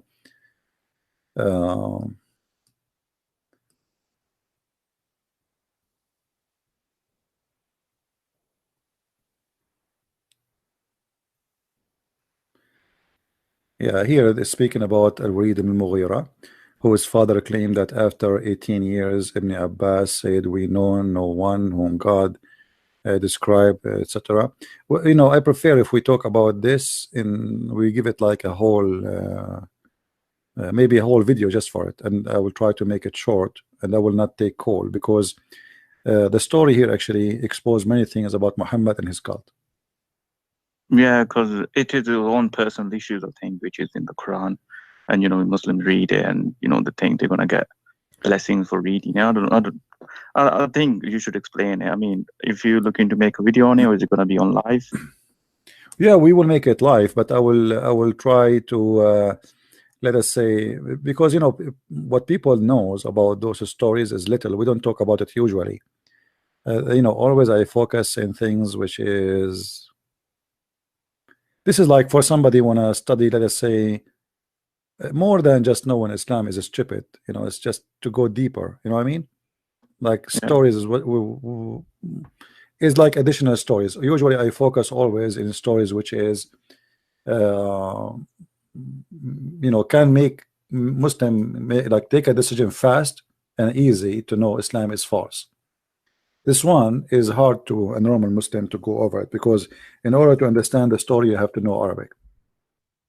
You cannot find you cannot find anything in English to explain it. I did not see, like, here we go. If you read the Jalalain, you will not find really anything like what this explanation mean. Nothing. I mean, what you understand, nothing.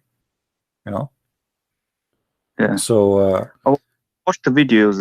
I mean, there is a mullah from India. He explained it, and he explained, the Walid bin Mughira, he was a bastard, and this is what actually pronounced is. Yeah, actually, the one who you see, the Shia and the Sunni, they expose each other in those issues. So when they speak about Al-Walid ibn Mughira, actually, I believe Al-Walid ibn Mughira somehow he was someone special to Muhammad too. And there is something fishy about this person. However, when the verse came and you ask the Muslim, this is about what? Most of the Muslim scholars, they agree that this is about Al-Walid ibn Mughira, which is going to make a big problem for the Muslims. Maybe we can, as I said, maybe we can make a special story about it. Now the Muslims, by the way, when you talk about this issue, they will say to you that those stories about Al-Walid ibn Mughira is fabricated. And remember, Al-Walid ibn Mughira supposedly is most of the hadith says that he is the one who drank the blood of Muhammad. And Muhammad, he said to him that you will not enter hell, right? Okay. So how you will not enter hell? But Muhammad, he says that those who they are bastards and etc. I mean, it's a Muhammad life stories is a chain of stupidity. But But I always I avoid talking about those things for a very simple reason. If I want to speak about it right now, I cannot use one single explanation in English. Okay. You know what I mean? And all my audience, they speak English only. Like, I don't know how many, maybe few, maybe one or two in the crowd know Arabic. And that will make it very difficult for me to explain what we are talking about. Okay, so the word, whatever word is used in verse 13, I think it's Zanim or something. Does that actually mean bastard, or is it something closer? Well, as I said, you have to go all over. But yes, it means, but everyone try to give it its own interpretation, own explanation to avoid the problem. You see, the Islamic interpretation is not meant to explain the Quran as much as meant to defend the Quran. So if I go right now and I change from the English to the Arabic, you will see that everything changed. If you choose anyone, let us say At-Tabari. At-Tabari here, he come with the word Zanim as Al-Fahishul La'im. Al-Fahish. But Fahish, Al-Fahisha simply usually the biggest Fahisha is the zina, so each one of them he give you his own interpretation, and they try to connect it with something or some names to avoid problems which is going to affect Muhammad at the end. الفاحش اللئيم الضريبة حدثنا بشار قال أثنا ابن هشام. So as you see, all of those, in order to read, we have to go and read in Arabic only and no other help, and then what I would do with those people who they are watching, how I can read all of this for them. I do use Arabic sometime, but if I have like let us say I mention 10 things in English and one thing, just because I have no choice, I mention it in Arabic. But if the whole topic in Arabic, I avoid it. Okay. Because people, they will say to me, okay, how we know that you are saying the truth?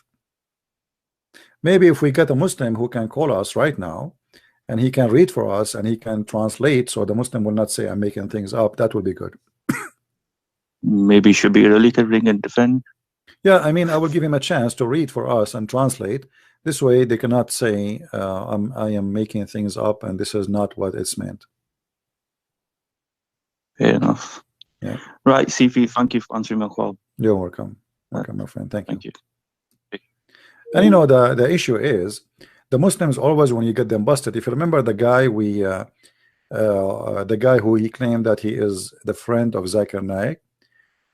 First he said to me, read for me from Qatada. We showed him Qatada, and then we got him busted from there, and then he called me again. He said the one you showed me before, it was not Qatada, but the fact it was. Then he said to me, read for me from Al-Razi. Then we showed him from Al-Razi, and then we got him busted again. So what they will say when they get in the corner, they will say, oh, at the end of the day, the interpretation here is made by a human being and he is not protected by Allah.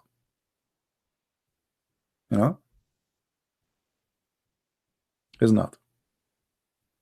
So when they want, the interpretation is good. When they want, they reject the interpretation as they wish. This is why I prefer always to focus on things which I can present easy. You see, when I started in the beginning doing my videos, you will notice that most of my videos was only my screen is off, is not showing. All this time I'm showing things and you guys didn't see it. You believe it? Anyway, when I started doing videos, I was using Arabic only, but because there's no Sahih Bukhari in English, there was no Sahih Muslim. All this website were not there. It was not exist. So I have no choice but to show in Arabic. And you will notice all the old videos I have, the Muslim, the first thing they will say, he's lying. It doesn't say that.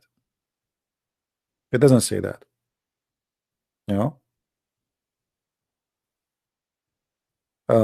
This is why I focus always on things which is in English. I cannot find anything here to prove our point in English reading. Even if you go to Ibn Kathir, Ibn Kathir in English, if you remember the story of satanic verses, everything in the satanic verses interpretation in Arabic of Ibn Kathir is gone in English, which means the translator, he took all the embarrassing stuff from the Arabic script and he did not translate into English. For this is a very hypocrite cult, which they always try to fabricate and lie and cover up. They don't translate. I never saw anyone translate the Quran, or or give interpretation for the Quran in English. They try to fabricate, they change. You see, even if you go and read the translations for the Quran, any verse, you will find every translation give you something totally different from the other one.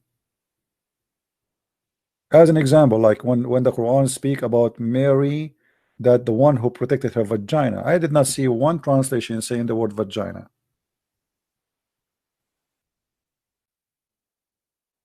This is the word farjaha.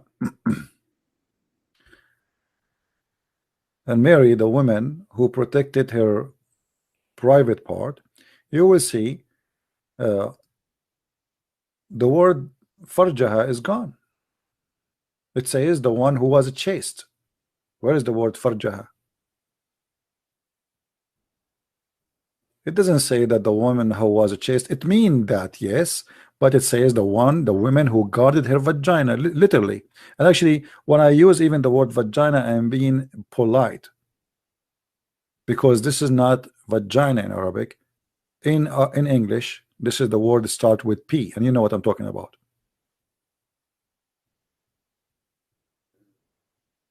So this is why when you learn Islam from an English translation or something given to you by a Muslim, you will find how much far away the translation from reality. If you go to chapter 4, verse number 34 as an example, you cannot find really any translation even close to the real meaning. Maybe Biktal is better than the rest of them, but all of them, they are trying to hide what the Quran is saying, to the point even there's a new translation saying that the word adrubuhunna means stay away from them, go to different city. I mean, you will see here that if you read the translation, in this translator in Biktar, he said scourge them, but most of the translation, they never use scourge them, they say beat them lightly, and then they say first and second and third,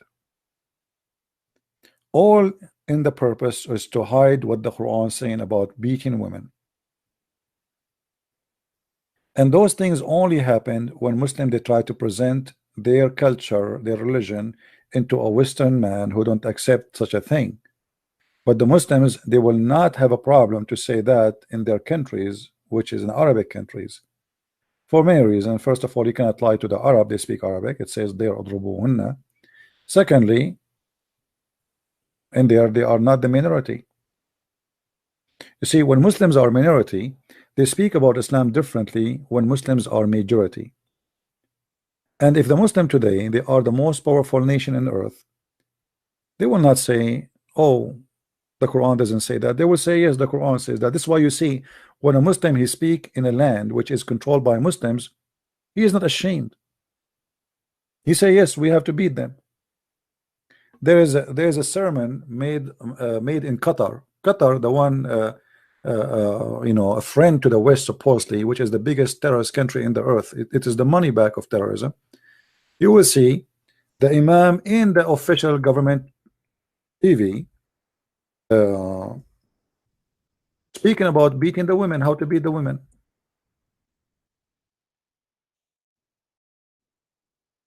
And nobody is upset. I mean, did the prince put the guy in jail? Did they fire him from TV? No, this is a normal speech. It's not something something they are ashamed of. But you will not see that in a Western country unless it's in a closed door mosque, if they are speaking only to Muslims. But in the front of Western people, they speak differently, try to present different value, different teaching, far away from what Islam is about. Muhammad, he have sex with Aisha when she is a child. They start fabricating articles saying Aisha, she was 21, but Muhammad, when he died, Aisha, she was 18.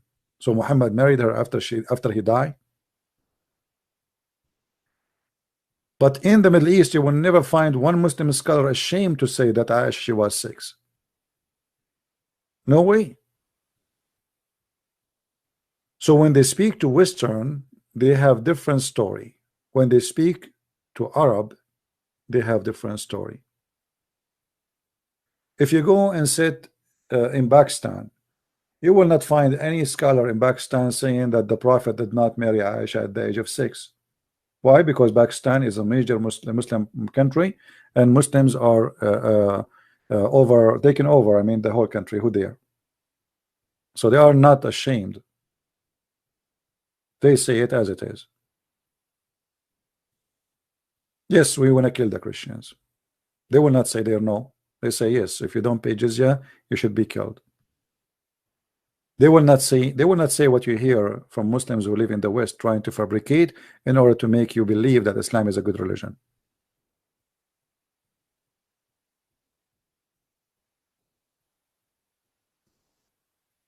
Any Muslim?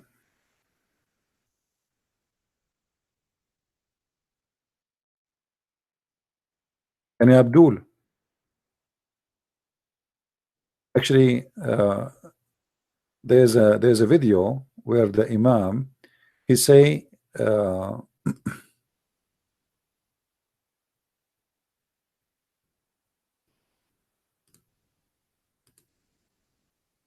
trying to find it, where he said that when you buy a car, don't they give you a manual with it? The Quran is the manual for women, and there's 3 kinds of women, and some of them, they cannot do anything without beating them. I'm trying to find the video, you know. If somebody have it for the Imam from Qatar, you can post it, please. So this is my advice: never learn Islam from a Muslim, for many reasons. Number one, a Muslim, he might be a person who do not know, because many Muslims do not know what Islam is about. Secondly, if he knew, he will lie. They will fabricate, and they are allowed to fabricate in this religion. You see, the problem is, people assume that if somebody have a beard, that's mean he is religious and he will not lie. In Islam, they are allowed to lie. Not only they are allowed to lie, they are encouraged to lie. It is part of the cult teaching. It is part. It's a religious teaching that you should lie when you speak to non-Muslims, especially if you are not in the stage of being the superior. If you are not the superior, you can say we like peace, but the Quran say clearly, cry not for peace when you have the uppermost. They say to you, as an example, Islam means peace, which is a false. Islam means surrender, does not mean even submit. I heard many Christians, they keep saying Islam means submit. This is a false translation. Islam does not mean submit. Islam means to surrender.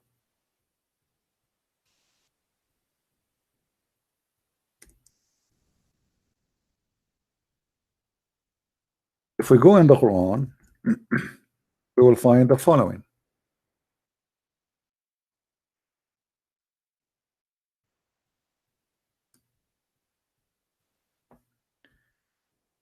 In chapter of Muhammad, this is the name of the chapter, Muhammad, verse number 35.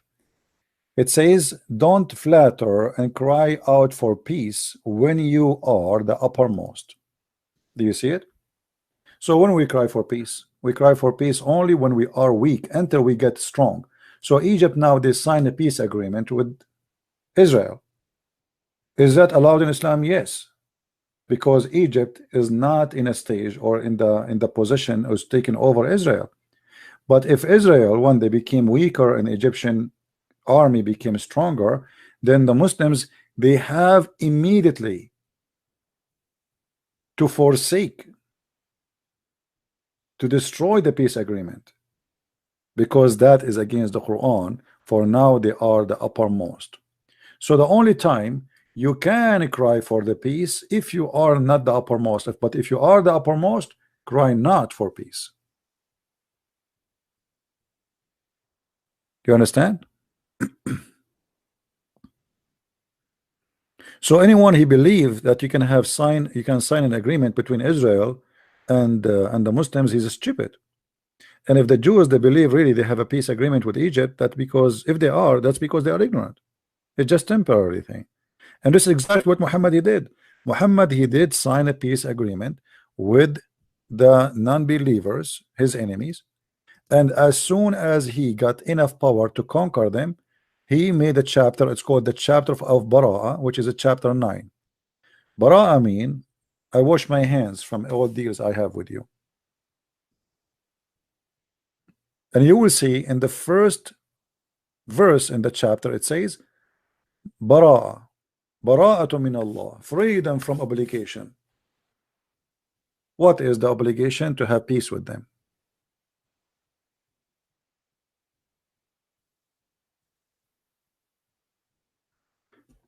If the Muslim today, they have the power of America, all of you will be burned alive. So thank God, actually once a Saudi prince, he said to me, and this is a real prince, he said to me, thanks to Allah that we don't have the power of Russia or America. At that time I was just a kid. I said to him, why? He said, we will burn the whole world. What are you talking about?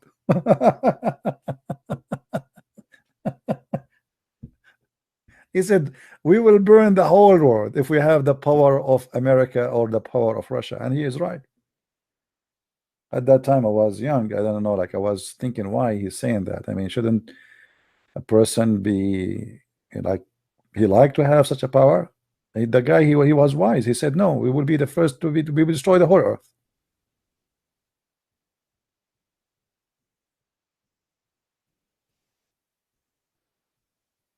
Because after the Muslims, they destroy the non-Muslims. What would they would do with the Muslims? The Muslims will start killing each other. The Sunni are divided, the Shia are divided. The Sunni, they want to kill the Shia, they want to kill the Shia, they want to kill Shia. And the Sunni, they have many sects, and the Duruz and the Ahmadiyya. So they will the whole earth will be burning, even if there is no nuke. Right now, as we speak, the Muslim Sunni, they are fighting in Syria, killing each other. Both are Sunni, and both they call each other kuffar. You know, Muhammad himself, he established the rule of destruction for his own religion, and I'm very thankful for him actually for doing that. Muhammad, he allowed the Muslims to kill each other. And because of the verses he made in the Quran,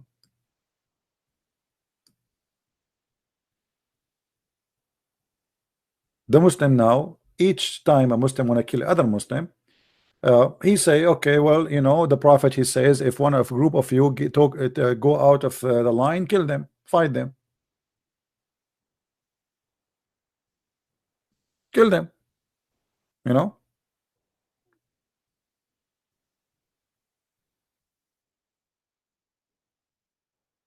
And this is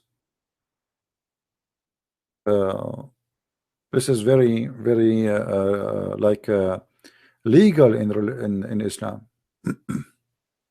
It's not like you know, like this is why some naive people like you know, James White, he said how ISIS can be Muslims if they are killing Muslims, but he do not know that the Quran says you can kill Muslims. Who said they cannot? Muhammad himself, he said it clearly, and Abu Bakr, he killed many Muslims.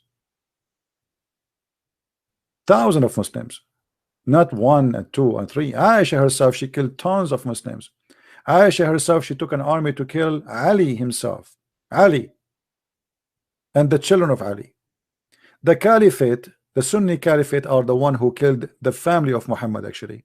The Muslims themselves, they killed Uthman, and all the Caliphate, almost most of them, they killed by Muslims. So since when you say to me how ISIS can be Muslims if they are killing Muslims?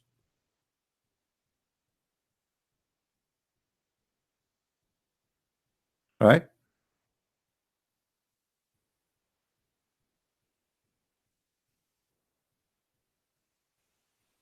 Do we have any Abdul?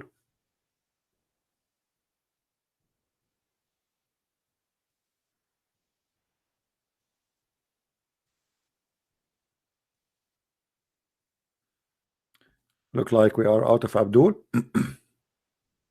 So many Indonesian. I love you people from Indonesia. I'm really happy to have you. I pray to the Lord that he will support you and he will give you His love and His peace and His mercy and His protection. And I pray that people of Indonesia, they will come to Christ by tons of millions and maybe hundreds of millions. The Lord, my friend, He is there, and He will never leave Himself without witnesses. Don't worry about discrimination. I am from a country where Christians are discriminated, and that make us better Christians, does not make us bad Christians. That does not make us lousy ones. So the discrimination is the same as good as fire to the steel. There's iron and there's a steel, and discrimination will make you the steel, my friend. So you will be the front edge, the sword of the truth, not the sword of violence, and you will be a winner, and you are victorious. If you go and read the stories of all the disciples of Jesus, you will find that they lived nothing but under discrimination. Not even one of them enjoy freedom. They've been killed, they've been captured, they've been crucified upside down, they cut their heads, they cut their hands, they feed them to the animals, they did everything you can imagine. But yet they are the best of us. They were not weak, and they were not fake Christians.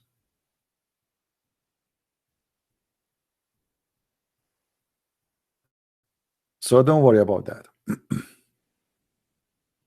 Actually, you know what?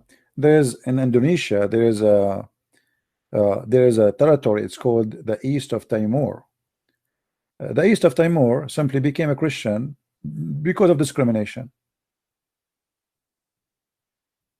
Many Indian territory, Christianity is spreading faster when there's too much discrimination. Discrimination works most of the time in the wrong, in the wrong direction for the one who tried to discriminate you. Because anyone who is watching, you know, from the public, he will say, okay, why those people are scared of those people? I mean, why they are scared of the Christians if Christianity is false? If it's stupid, if nobody will believe it. Why Saudi Arabia is afraid to have a book, it's called the Bible. If the Bible is not convincing, it's stupid, we laugh at it. Why they are afraid if somebody convert to Christianity? I mean, this is Islam, isn't it? Islam is the fastest growing religion, as they say. So why they are scared? Why they are terrified? Because they knew that they have nothing. They have false religion. And the only way to hold that religion together is to stop you from saying who you are. And they hope by saying that or doing that, they will stop others to join you. So they will use violence against you to scare the rest. So don't join them. We will do this to you. But that never worked. It worked in the opposite way. I went to China and I saw how Christianity is spreading in China like fire. And the Chinese government every few weeks destroy a Christian church, a huge ones. And guess what? Look what they do. When they destroy a Christian church, hoping that that will stop Christianity from spreading. Like last time I went there, the day I arrived, there was a church have more than 20,000 members in it. Huge church. The Chinese destroy the church. You see in the news, if I can find. There's tons of churches destroyed by the Chinese government. But what happened always when they do that, those Christian churches, they scattered as population to other churches, or let us say they established new churches. As you see with the, in front of you, those are churches are destroyed by the Chinese. Tons of them. Okay. They go, they bring the army, they bring their machines, and the Christians are crying, please don't do that. They don't care. They just take it down. But guess what? When they destroy a church of a Christian in China, 20,000 they used to gather in one place. And now what they do? They will make themselves, because they have no choice but to be smaller group. And smaller groups are more effective to bring more Christians to Christianity. Because now you can have a church inside your house. Here we go, you destroy my church. So now, okay, we have a Christian friends, we come to my house and we have a prayer and we invite the neighbor. And he invite his neighbor. And now instead of having a church of 20,000, the 20,000 they bring, it's like the 5 fish, the fish, you know, the miracle of the fish. The fish multiply 2,000 of fish. So they hope by destroying the church they can stop Christianity. But Christianity, China, I say to you, China is the coming giant Christian country, and nobody can stop that. It is the biggest Christian country in the world. Soon is going to be. People are converting to Christ in China as never before. You cannot even imagine it. When I crossed the, you know, the in the customs, the guy, he said to me, are you Christian? I said yes.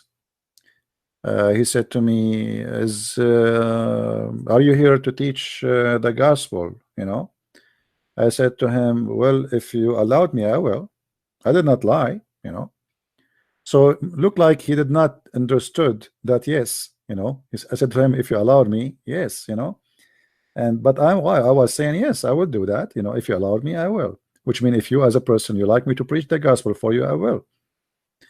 So they are aware of anyone who come from abroad that he is coming to teach the gospel.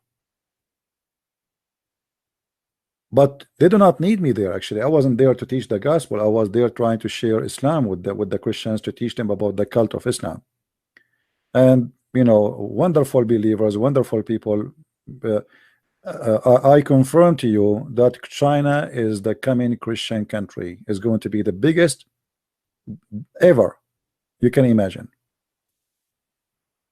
I will not be surprised if China in 50 years from now turn from communism. Actually, there's nothing communist about China. I don't know how many of you been in China. Who of you been in China before? Anyone of you been in China before? There's nothing. There's nothing communist there. There's millionaires there more than America.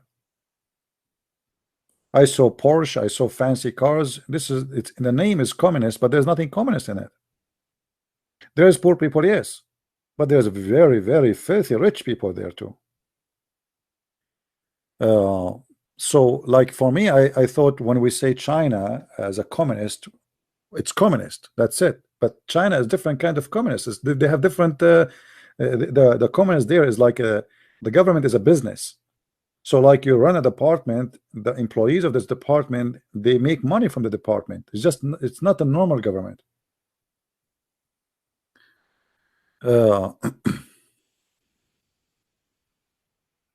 But anyway, Christianity is spreading very powerfully in China.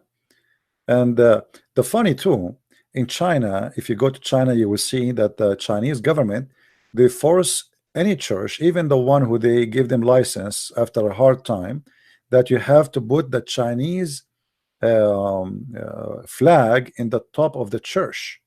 You know, if you don't do that, you know, you will be in trouble. You know, you have to do that with the Chinese flag.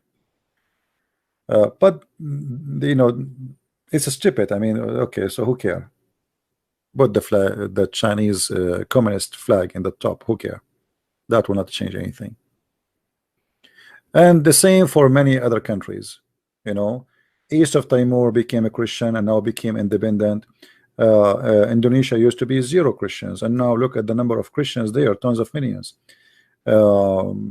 Christianity is spreading in South Korea, and soon, and very, very soon in North Korea. You will see how all of North Korea will become a Christian. You know, South Korea, not long time ago, used to be totally Buddha country. And now the Christians in South Korea is almost 93-94%. So the Buddhas became very small, tiny minority, you know. So, and this is what they fear. They fear that all of Asia is coming to Christ. Indonesia is no different. The Indonesian Muslims are afraid from Christianity, and they think they can stop it, but that is impossible. Same as India. India is coming to Christ, and nobody can stop that.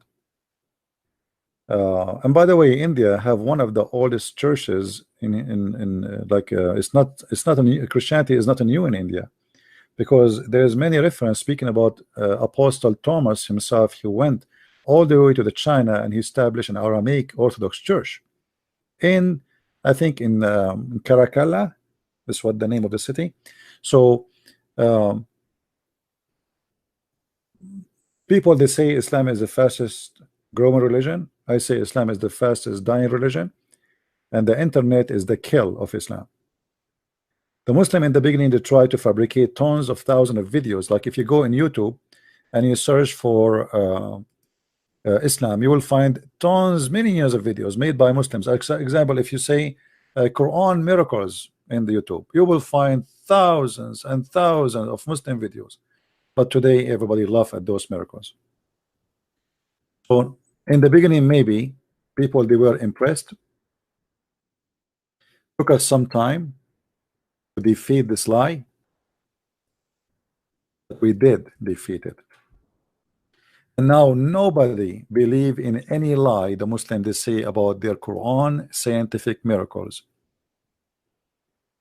Like this guy Nu'man Khan, actually, what an idiot. He tried to find miracles in the language, which is very funny. So or let's say the mathematic numbers, women are appear in the Quran 33 times. If we search, we will 23 times. If we search, we will find this is a lie, big fat lie. So you can defeat everything they say easy, and when you defeat it, the Muslim themselves, they will be ashamed. You see, if those miracles are true, then Islam will be solid. But if you convert somebody to Islam because of a miracle of science, as you claim, let us say you show him a video proving something to him, which is supposedly coming from the Quran, but then later this guy, he watched a video like one of my videos, or he buy my books, Quran and Science in Depth, and he find that you did lie to him. Not only he will leave Islam, he will become an enemy to Islam. So the false miracles of the Quran, scientific miracles, now it's fire back at Islam itself, because people, they start noticing that everything they've been told is a big fat lie and there's no truth in it. Look how many, look, endless, just type the miracle of the Quran, look, endless, but not a single one is truthful. And here we go. How many hours I am on air? I challenge any Muslim right now to call me and choose one scientific miracle in the Quran and challenge me to debunk it right now, right here. Like Shabir Ali, miracle of number 19 in the Quran. Do Shabir Ali, I made a video, get him busted. Do Shabir Ali dare to call me and show me the number 19? Can he show us on the screen the number 19 miracle? Can he himself do a video, show us how this 19 work? They cannot. All those miracles is based on one thing, that you do not know Arabic and we can fool you and we can lie to you.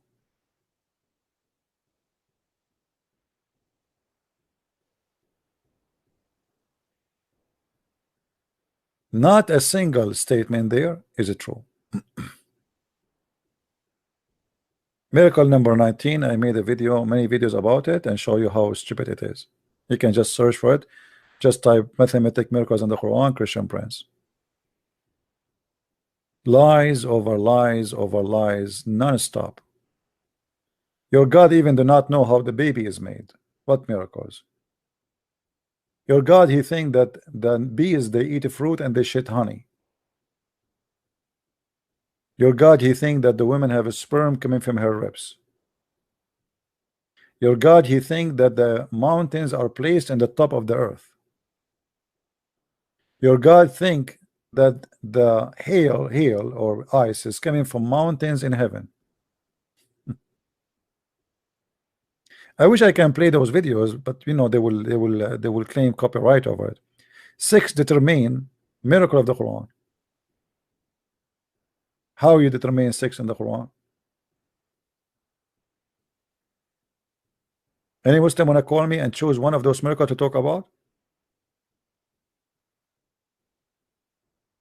I cannot play any of those videos because they will claim copyright over them, my friend. But what we can do, tomorrow we will do live podcast, and I will call it from now Quran miracles, and we will challenge any Muslim from around the world to call us live, and he pick up the miracle and we get it busted. Deal? We will not choose one, they choose. There's a website, it's called Quran Miracle. We will open it for them and we will say choose one for us. Supposedly have all the Muslims claim about Quran miracles.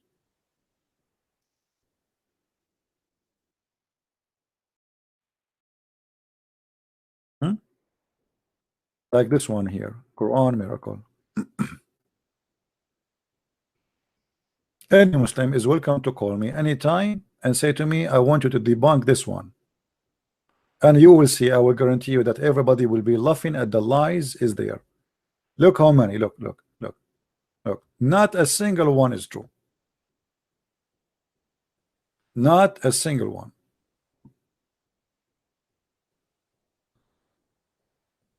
Do you see how many?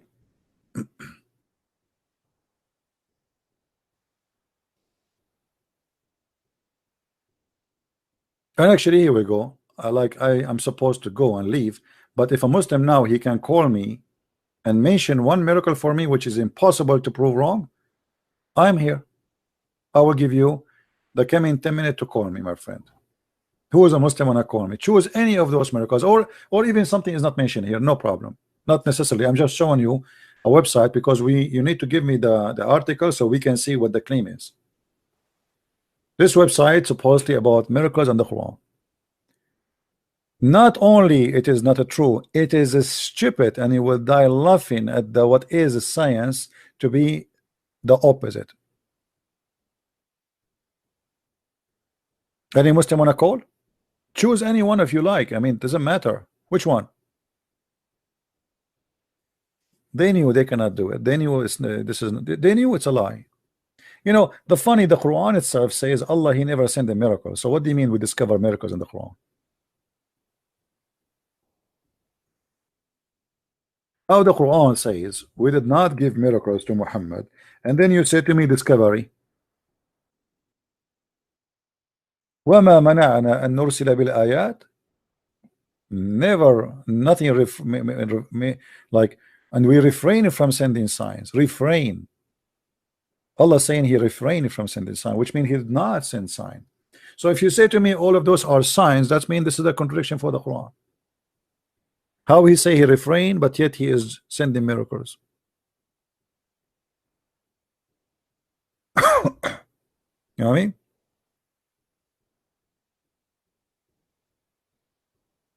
Do we have any Abdul want to tell us about any miracle here?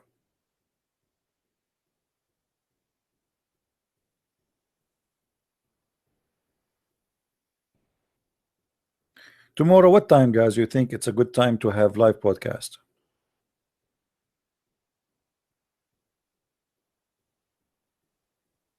Should we do it earlier? I think tomorrow I will do it earlier because today we did it late. What do you think? Same time, maybe it's good for people who live in America, but it's not good for those who live in Europe.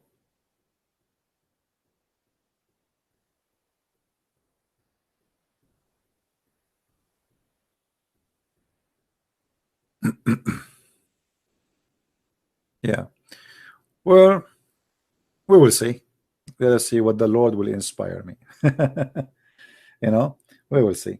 But anyway, be sure that you have your own subscribe to the channel, so you will be notified, and maybe in a few hours I will decide when I'm going to do the broadcast.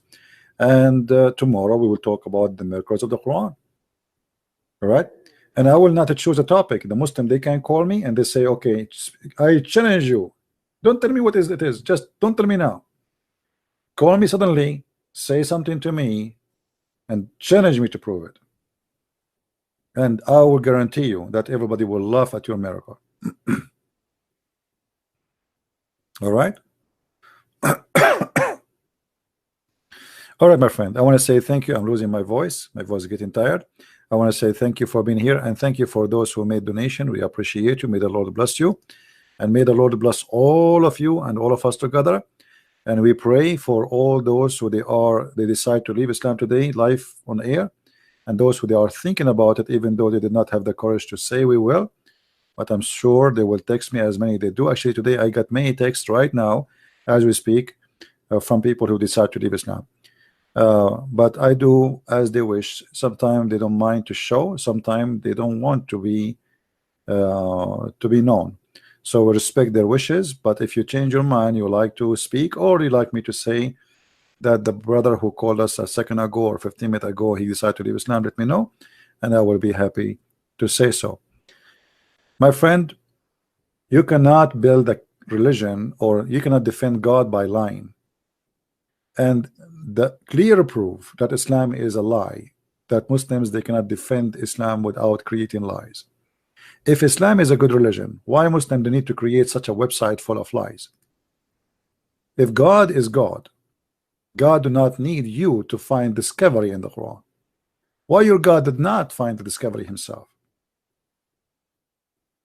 Why your God did not find the speed of light? Why he did not say, here we go, the speed of light in the Quran? You are smarter than your God. And the funny, all those things the Muslim they claim, it is discovered by the Western, not by them, not by their God. Speed of light, vision, Pharaoh mummy, stream explosion, the human embryo, mountains, age of universe, spider, internal waves, milk, brain functions, pyramid, ants, atmosphere, base 19, hydrogen. I mean, why God of Islam did not say to us the mathematics miracle of the Quran 19? The Quran speak about 19 angels only. I mean, why? What's wrong with this God? You Muslims are smarter than him, obviously. And if we go and check every one of them, we will see that this is nothing but a scam. And this is additional proof. And I challenge any Muslim who is listening that tomorrow when we go live broadcast, you call me and you choose anything you wish, from here or from different website. I don't care. I like this website because it's putting it all together, and you know it's easy. But you can give me any website of your choice. Give me the name of the miracle, the article. We will read it together in the screen, and you will see yourself. You will be ashamed what you challenge me to explain to you or to debunk to you. Why Christians don't do that? Because we have the true God and we are true believers, and true believers should not fabricate lies and claim miracles which does not exist. We don't. We do not need it. But because Muslims, they have a prophet who have nothing. You don't even have a prophecy. As you see, a Muslim today, he called me, says, can you answer this prophecy? And we showed him that this is stupid, and he agreed this is stupid. So he called me to prove me wrong. He ended saying he's saying this is not right.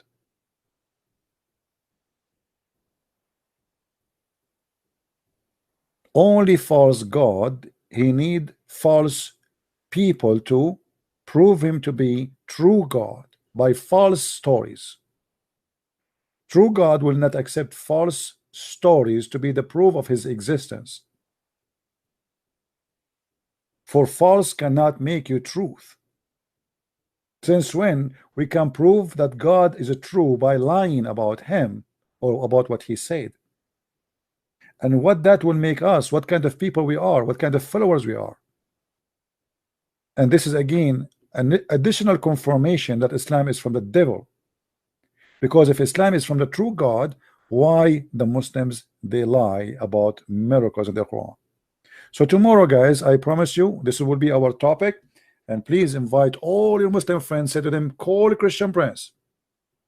Choose for him the miracle of your choice, which you think nobody can debunk. And let us love together. All right? May the Lord bless you. I thank you for being here. And until we see you tomorrow again, Christ is Lord and Islam is false. And see you soon again. Bye-bye and take care. Thank you.